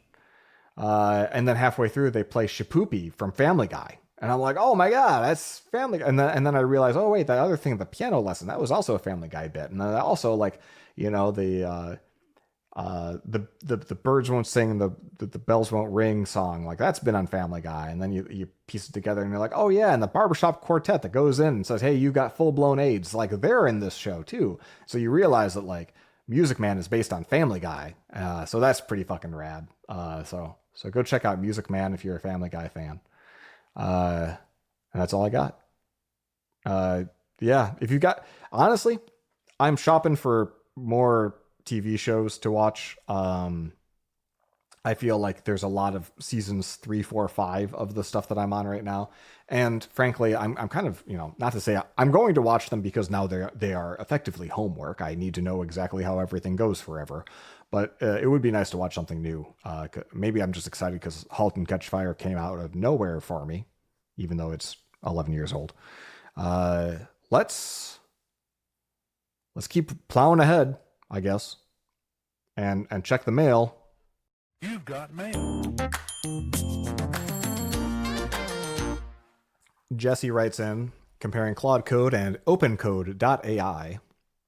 If all you've heard about OpenCode.ai is that, like, it got acqui-hired and then the name changed and then the people were shit and then they got unacqui-hired or something, like, OpenCode.ai is still the original project. I had to go and do the forensic on this. So when you hear Jesse talk about OpenCode.ai, it is still basically Claude Code, but you can plug in any LLM backend or local LLM that you like. And it seems to be delivering pretty quickly new stuff. So, okay, that out of the way. Jesse says, I'm writing this while listening to the intro of episode 40. I personally haven't used Claude Code yet. I've been using OpenCode.ai, a very similar tool, but open source and with the ability to BYO LLM, which I don't need to spell out to you. This is great for me since my company allows access to some LLMs through a proxy. I'm very impressed by it, and I would be very interested to hear what you had to say about it if you decide to give it a try. I've been lurking around the Open Code Discord, and those guys are shipping fast. I still haven't tried it in anger. I've played with it, and I'm becoming increasingly, between the ups and downs of the reliability of Claude Code, knowing that the servers are just doing stuff, and in the back end they're quantizing and changing the model all the time. That server traffic is really bad during 9 to 5 on the weekdays when people tend to like to work. And that combined with all the rate limits coming up, I'm sort of, I'm not taking for granted that I'll be able to pay $200 and have it be good enough for me forever. And I'm already regretting, not putting even more RAM into all my fucking computers, because we're also approaching a point where you got was a GLM 1.5 or 3.5 or whatever, you got like 2 or 3 really, really impressive. There's a new Quen model that's out, mostly China built, coding focused LLMs that can run locally with open weighted models have come out in the last month. Those are only going to get better too. And so the idea that hey, maybe next year what we do is M5 Ultra Mac Studio with 512 gigs of RAM. And we just say, yes, that is an insano, whatever it's going to be, $12,000 configuration or something for a computer that looks exactly like the computer that's behind me right now, but with enough RAM that you can very reasonably run a very fast and very good local LLM to replace that huge subscription, as well as all the variability. I don't like the idea that I have to be on the internet to program if in this particular way. So have not used OpenCode in earnest yet, but I did read your email, Jesse. I did take a note. I think I'm going to give it, once I get over the hump, have my own little hump day within a hump day on this iOS app, and I've got a build that I'm happy with, such that every change I know I'm making incremental progress faster or forward, because I can really trust the test suite, and I'm actually in the app and I'm using it. Once I get over that hump, that's when I'm going to start shopping around Claude versus other things. But for now, there's enough variables at play. So I'm going to stick with Claude Code for now. But I'm very interested to see where this goes, because there's something. Maybe it's just that I've been cooked from assuming open source is the way, right? Like the open source tools basically have always won over proprietary ones. The idea that the best way to do anything requires a proprietary closed solution that is also subscription only. I was telling my brother last night, I can't believe it was not on my bingo card. at the beginning of this year that I would be excited and glad to pay $200 a month for a SaaS subscription this year. And not only that, but like think that's a deal that I'm getting. So there's something unstable about the current state of things, and maybe this is just the new normal. But I would much rather the solution to be like, oh yeah, it's just a case of open source had to catch up, or the hardware had to catch up, or the design of these tools had to catch up, and eventually we're going to settle back down into this is just a bog standard stuff that runs inside of your box, and that's where I hope we land. Brian writes in. I'm about 30 hours into a Claude Code project because you sold it so well. I don't make any commission, by the way, on this proprietary system. And I've had repeated issues with how it handles credentials and Rails and what it needs in my environment. It also constantly forgets I'm running in Docker. Sidebar, I guess that's one downside of running this thing in Docker. It doesn't know it's in there. That might be an argument on its own, frankly. Like, granted, there are ways to coax it with Claude.md and stuff, but like might be a good argument for running it in its own VM per the previous discussion of how to isolate it well. Brian continues, are you aware of any authors who write prompts or markdowns to get Claude to set up environments properly and follow consistent standards going forward? I feel like my Claude code is constantly switching identities between different programmers. I think there's an opportunity for some standardized markdown documents people can use to start off on the right foot if they work. Short answer, yes. So Claude Code has a like, one assumes, just like how OpenAI was first to ChatGPT with their API, basically every other foundation model since has and LLM hosting service since has basically just copy pasted the exact API signature of the HTTP streaming API that OpenAI offers. One suspects that like the basic configuration rhythm of how Claude Code works is also going to apply to all the other terminal-based code editors. But it's a lattice work, right? Where if you want project-specific settings, you can have a .claude file or directory, excuse me, and inside the directory you can have custom / commands, as well as hooks, and then at the project root level a claude.md file, and you can use all of these things to basically put some spin on the ball and say, this is the project, this is what you're here to help with, this is how to run scripts, this is how to do these things, this is like our, and I've got some boilerplate that I write, like this is how I like to write my Ruby, this is how I like to write tests of my Ruby, how I like to write my JavaScript, whatever it is, and on a project by project basis those things might change. In particular, in this current project I'm writing with Swift, because I don't have very well-formed opinions about like what is good code about Swift yet, I'm instead pointing it to like, here's the documentation site for Apple's developer documentation. Focus on the 26 version releases and higher. Do not write things the old way. When I find it doing something the old way, like it was wrapping a callback API yesterday, and that caused some issues with like main actor isolation and how concurrency works in Swift, I was like, actually had to add to it. It's like, use the more modern async await versions of these APIs if you can, if they're offered.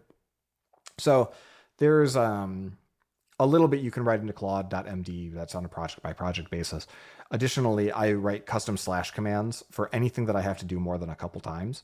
So like, for example, I have /plan, which now if I say /plan 24, it's going to go to the issue stub, like I've written a title and just a paragraph or a few sentences about what I want it to do.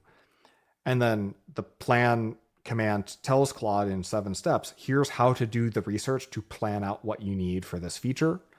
And so then the plan gets built and codified into the issue.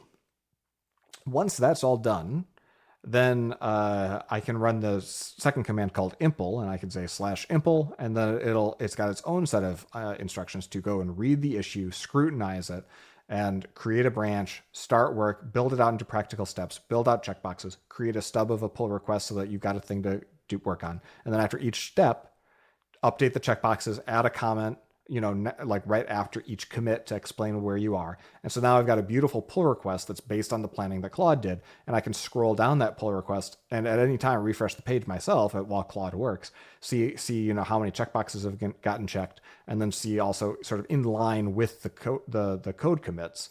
Yes, here's a comment explaining what this commit was about, right? All of that stuff.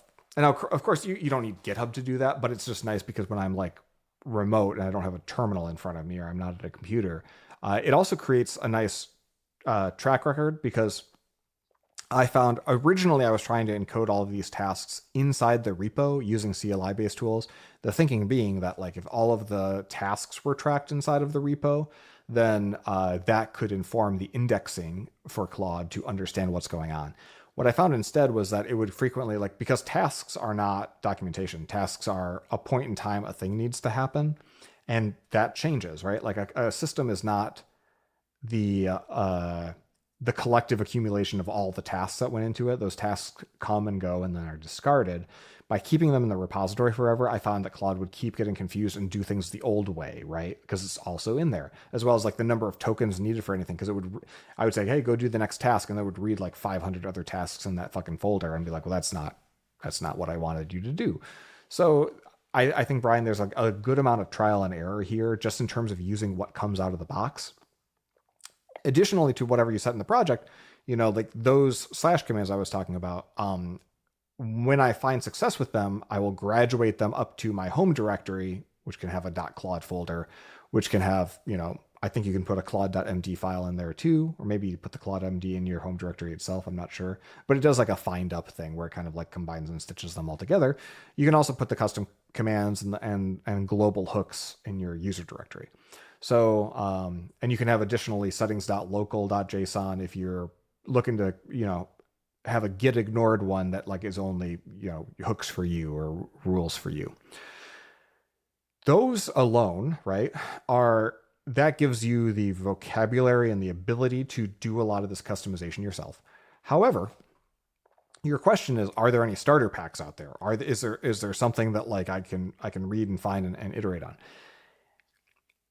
I almost built something that did this, and then I decided that was a fool's errand because things are changing so fast, and because it's really, really hard to find a one-size-fits-all thing, because the best approach really is start small, iterate, and see what works.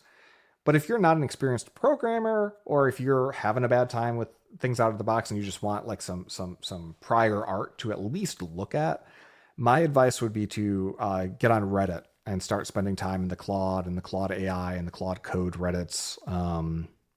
There are a lot of, and there's separate ones, I'm sure a dozen subs for prompt engineering. But there are a handful of Git repos as well that people will link to. Like, this is my, and you got to ignore the claims, because fucking half these descriptions were written by Claude to like talk about like, this is just revolutionized how everything works. And like, if you use, and I've experimented with some of this too, like if you use first person pronouns, like I'll help the user do this, or I'll do this instead of like you do that in like a command oriented way, like it's way better and stuff. So you got to kind of, cut through the bullshit. But that at least is a great place, a source of inspiration. Maybe you grab little snippets here and there, you experiment with things like using the emoji and the all caps, like never do this, always do this, kind of like follow the, like if this, else this. What I have found personally is that the prompts that tend to work best are the ones that would work best if I was writing feedback to a person. So I try to be terse about it because I don't want to waste the context window in a whole bunch of emotional management. But I do want to communicate just like I normally would, because training data is based on how people normally communicate, right? And so treating somebody like they are a robot, there's not a lot of depth in the training data for like how you should act when you are treated like a robot. If anything, most people would probably recoil at that. So people who are trying to do like plain text pseudocode to control these things, I think are probably missing the point. But ordered lists of, hey, do this in this order, that kind of stuff works great in my experience. Andrew writes in on the article about morals and cognition. I would very easily believe that smarter people. Now, this is, by the way, this is about people with higher cognitive abilities tend to have lower moral grounding. Less. I was talking about how not fibrous my morals are. On the article about morals and cognition, I would very easily believe that smarter people are also just better at convincing themselves that what they wanted to do is good, actually, even if it is very obviously not. So another way to put that would be smarter people are better at deluding themselves into thinking that they are also good people because they are smart. I think Andrew hits the nail on the head. I think, yes, I am extremely good at self-delusion. I'm so good at it that I don't think I do it. So yes, Andrew, that's a great point. And also, speaking of Lex Luthor in comic book movies, like every single bad guy ever, right, thinks they're doing the right thing. That's why bad guys are generally smarter than good guys. Not to say there's anything wrong with that. Uh, it's just, you know, you got to have that sort of twisted second level ability to delude yourself into thinking like this very bad thing is actually good. So, yes, Andrew, you win. I think that's the right answer. Jason writes in, changelog. Listening to your changelog episode on the plane from RailsConf. Oh, so this was the episode that I did with the changelog about WWDC.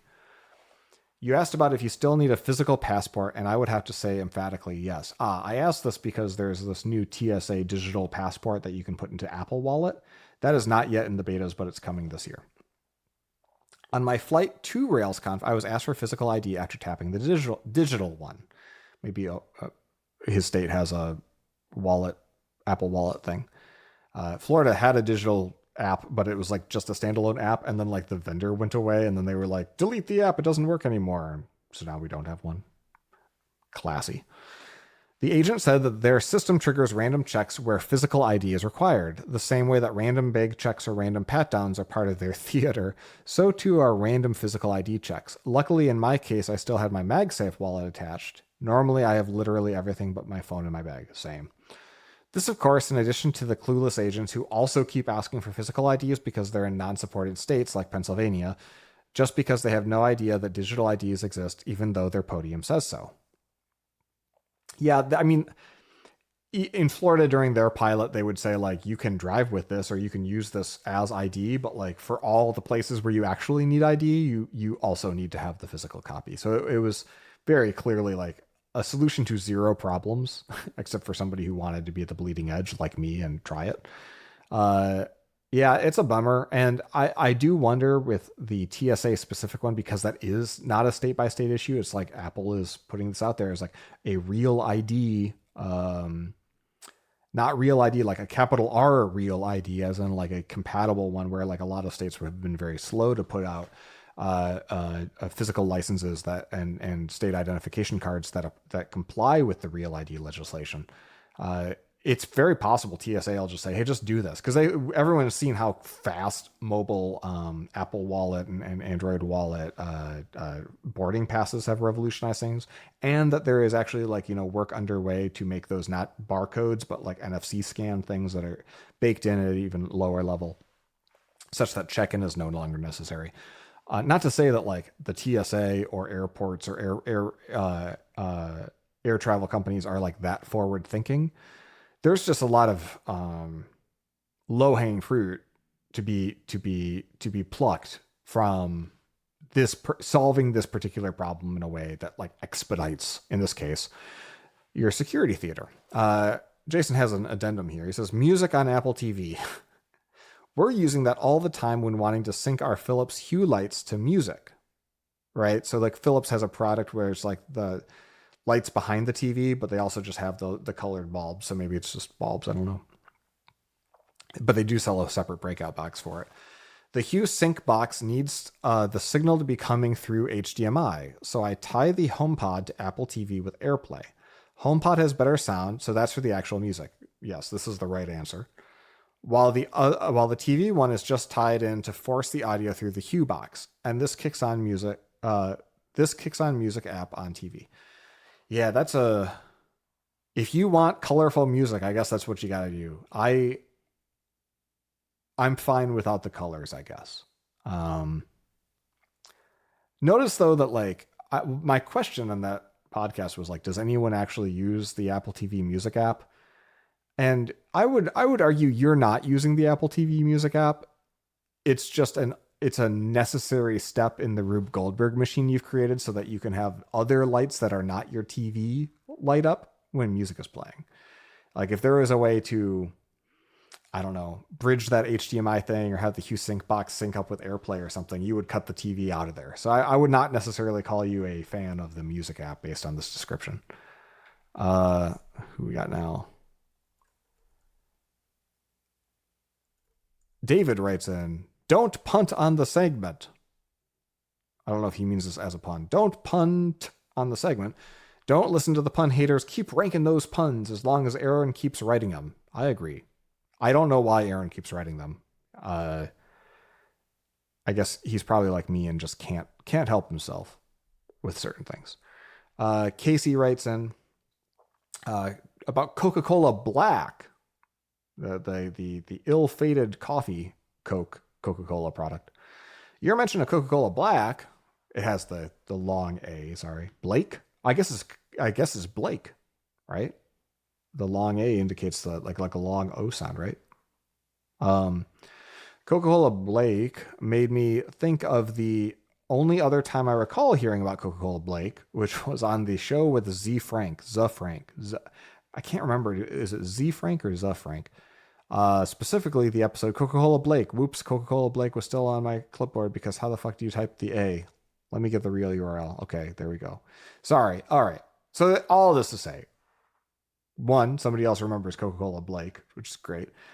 And he asks, were you a Z Frank viewer? It stands out in my mind as the first time I encountered what we think of as vlogging now. Although upon rewatching this video, it really was a lot more scripted and edited than any other vlog I've seen. I found out about the show in 2008, a year after its one-year run concluded. I remember being transfixed by this style of video I'd never seen before, and I binge watched the whole archive in the space of a couple days. Yeah, I think I've not watched the show, but I heard so much about the show at the time because there's just not a lot to watch, in that era of video on the internet. We think about it like, I don't know if you're like this, but when I search for something on YouTube, like Halt and Catch Fire, this show that's 10 years old, right? I was like, I want to see some video essays about this. I want to see what people are talking about it. And when all the videos were like 8, 9, 10, 6, 7 years old, I kind of discounted them. And I was like, why am I doing that? Like those critiques would have been just as relevant then.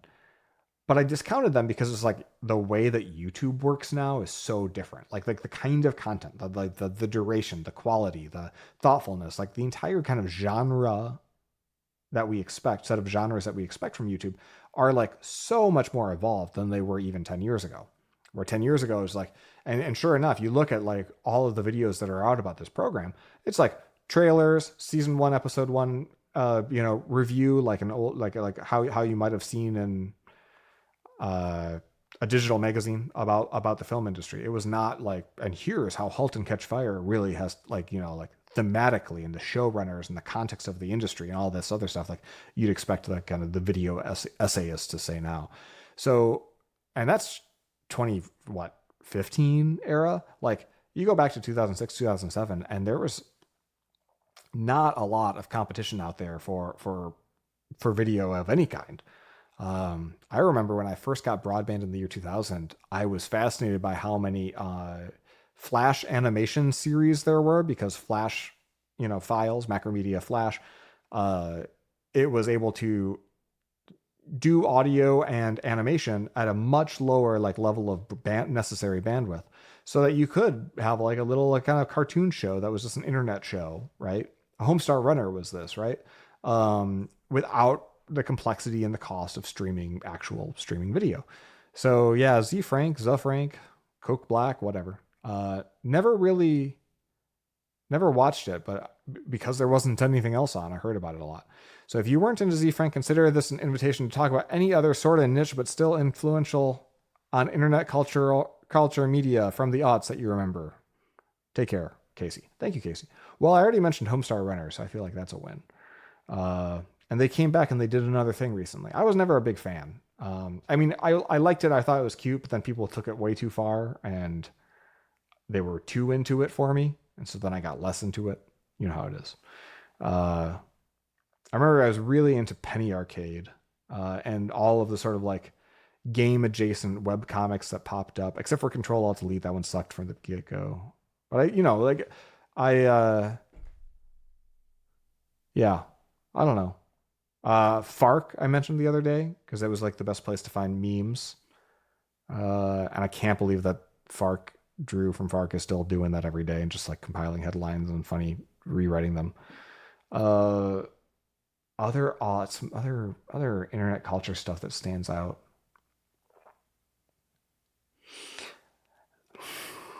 I the prevalence of V bulletin forums and how much of the internet happened on V bulletin forums, whether that was the Something Awful forums, the Ars Technica forums, which may not have been run by V bulletin, but it was the same kind of thing. Yeah, before social media, it's like people who had something to say, like they had their one or two forums that they would frequent. And of course, before then, in the '90s, it was BBS systems and whatnot. So yeah, I kind of miss that a bit.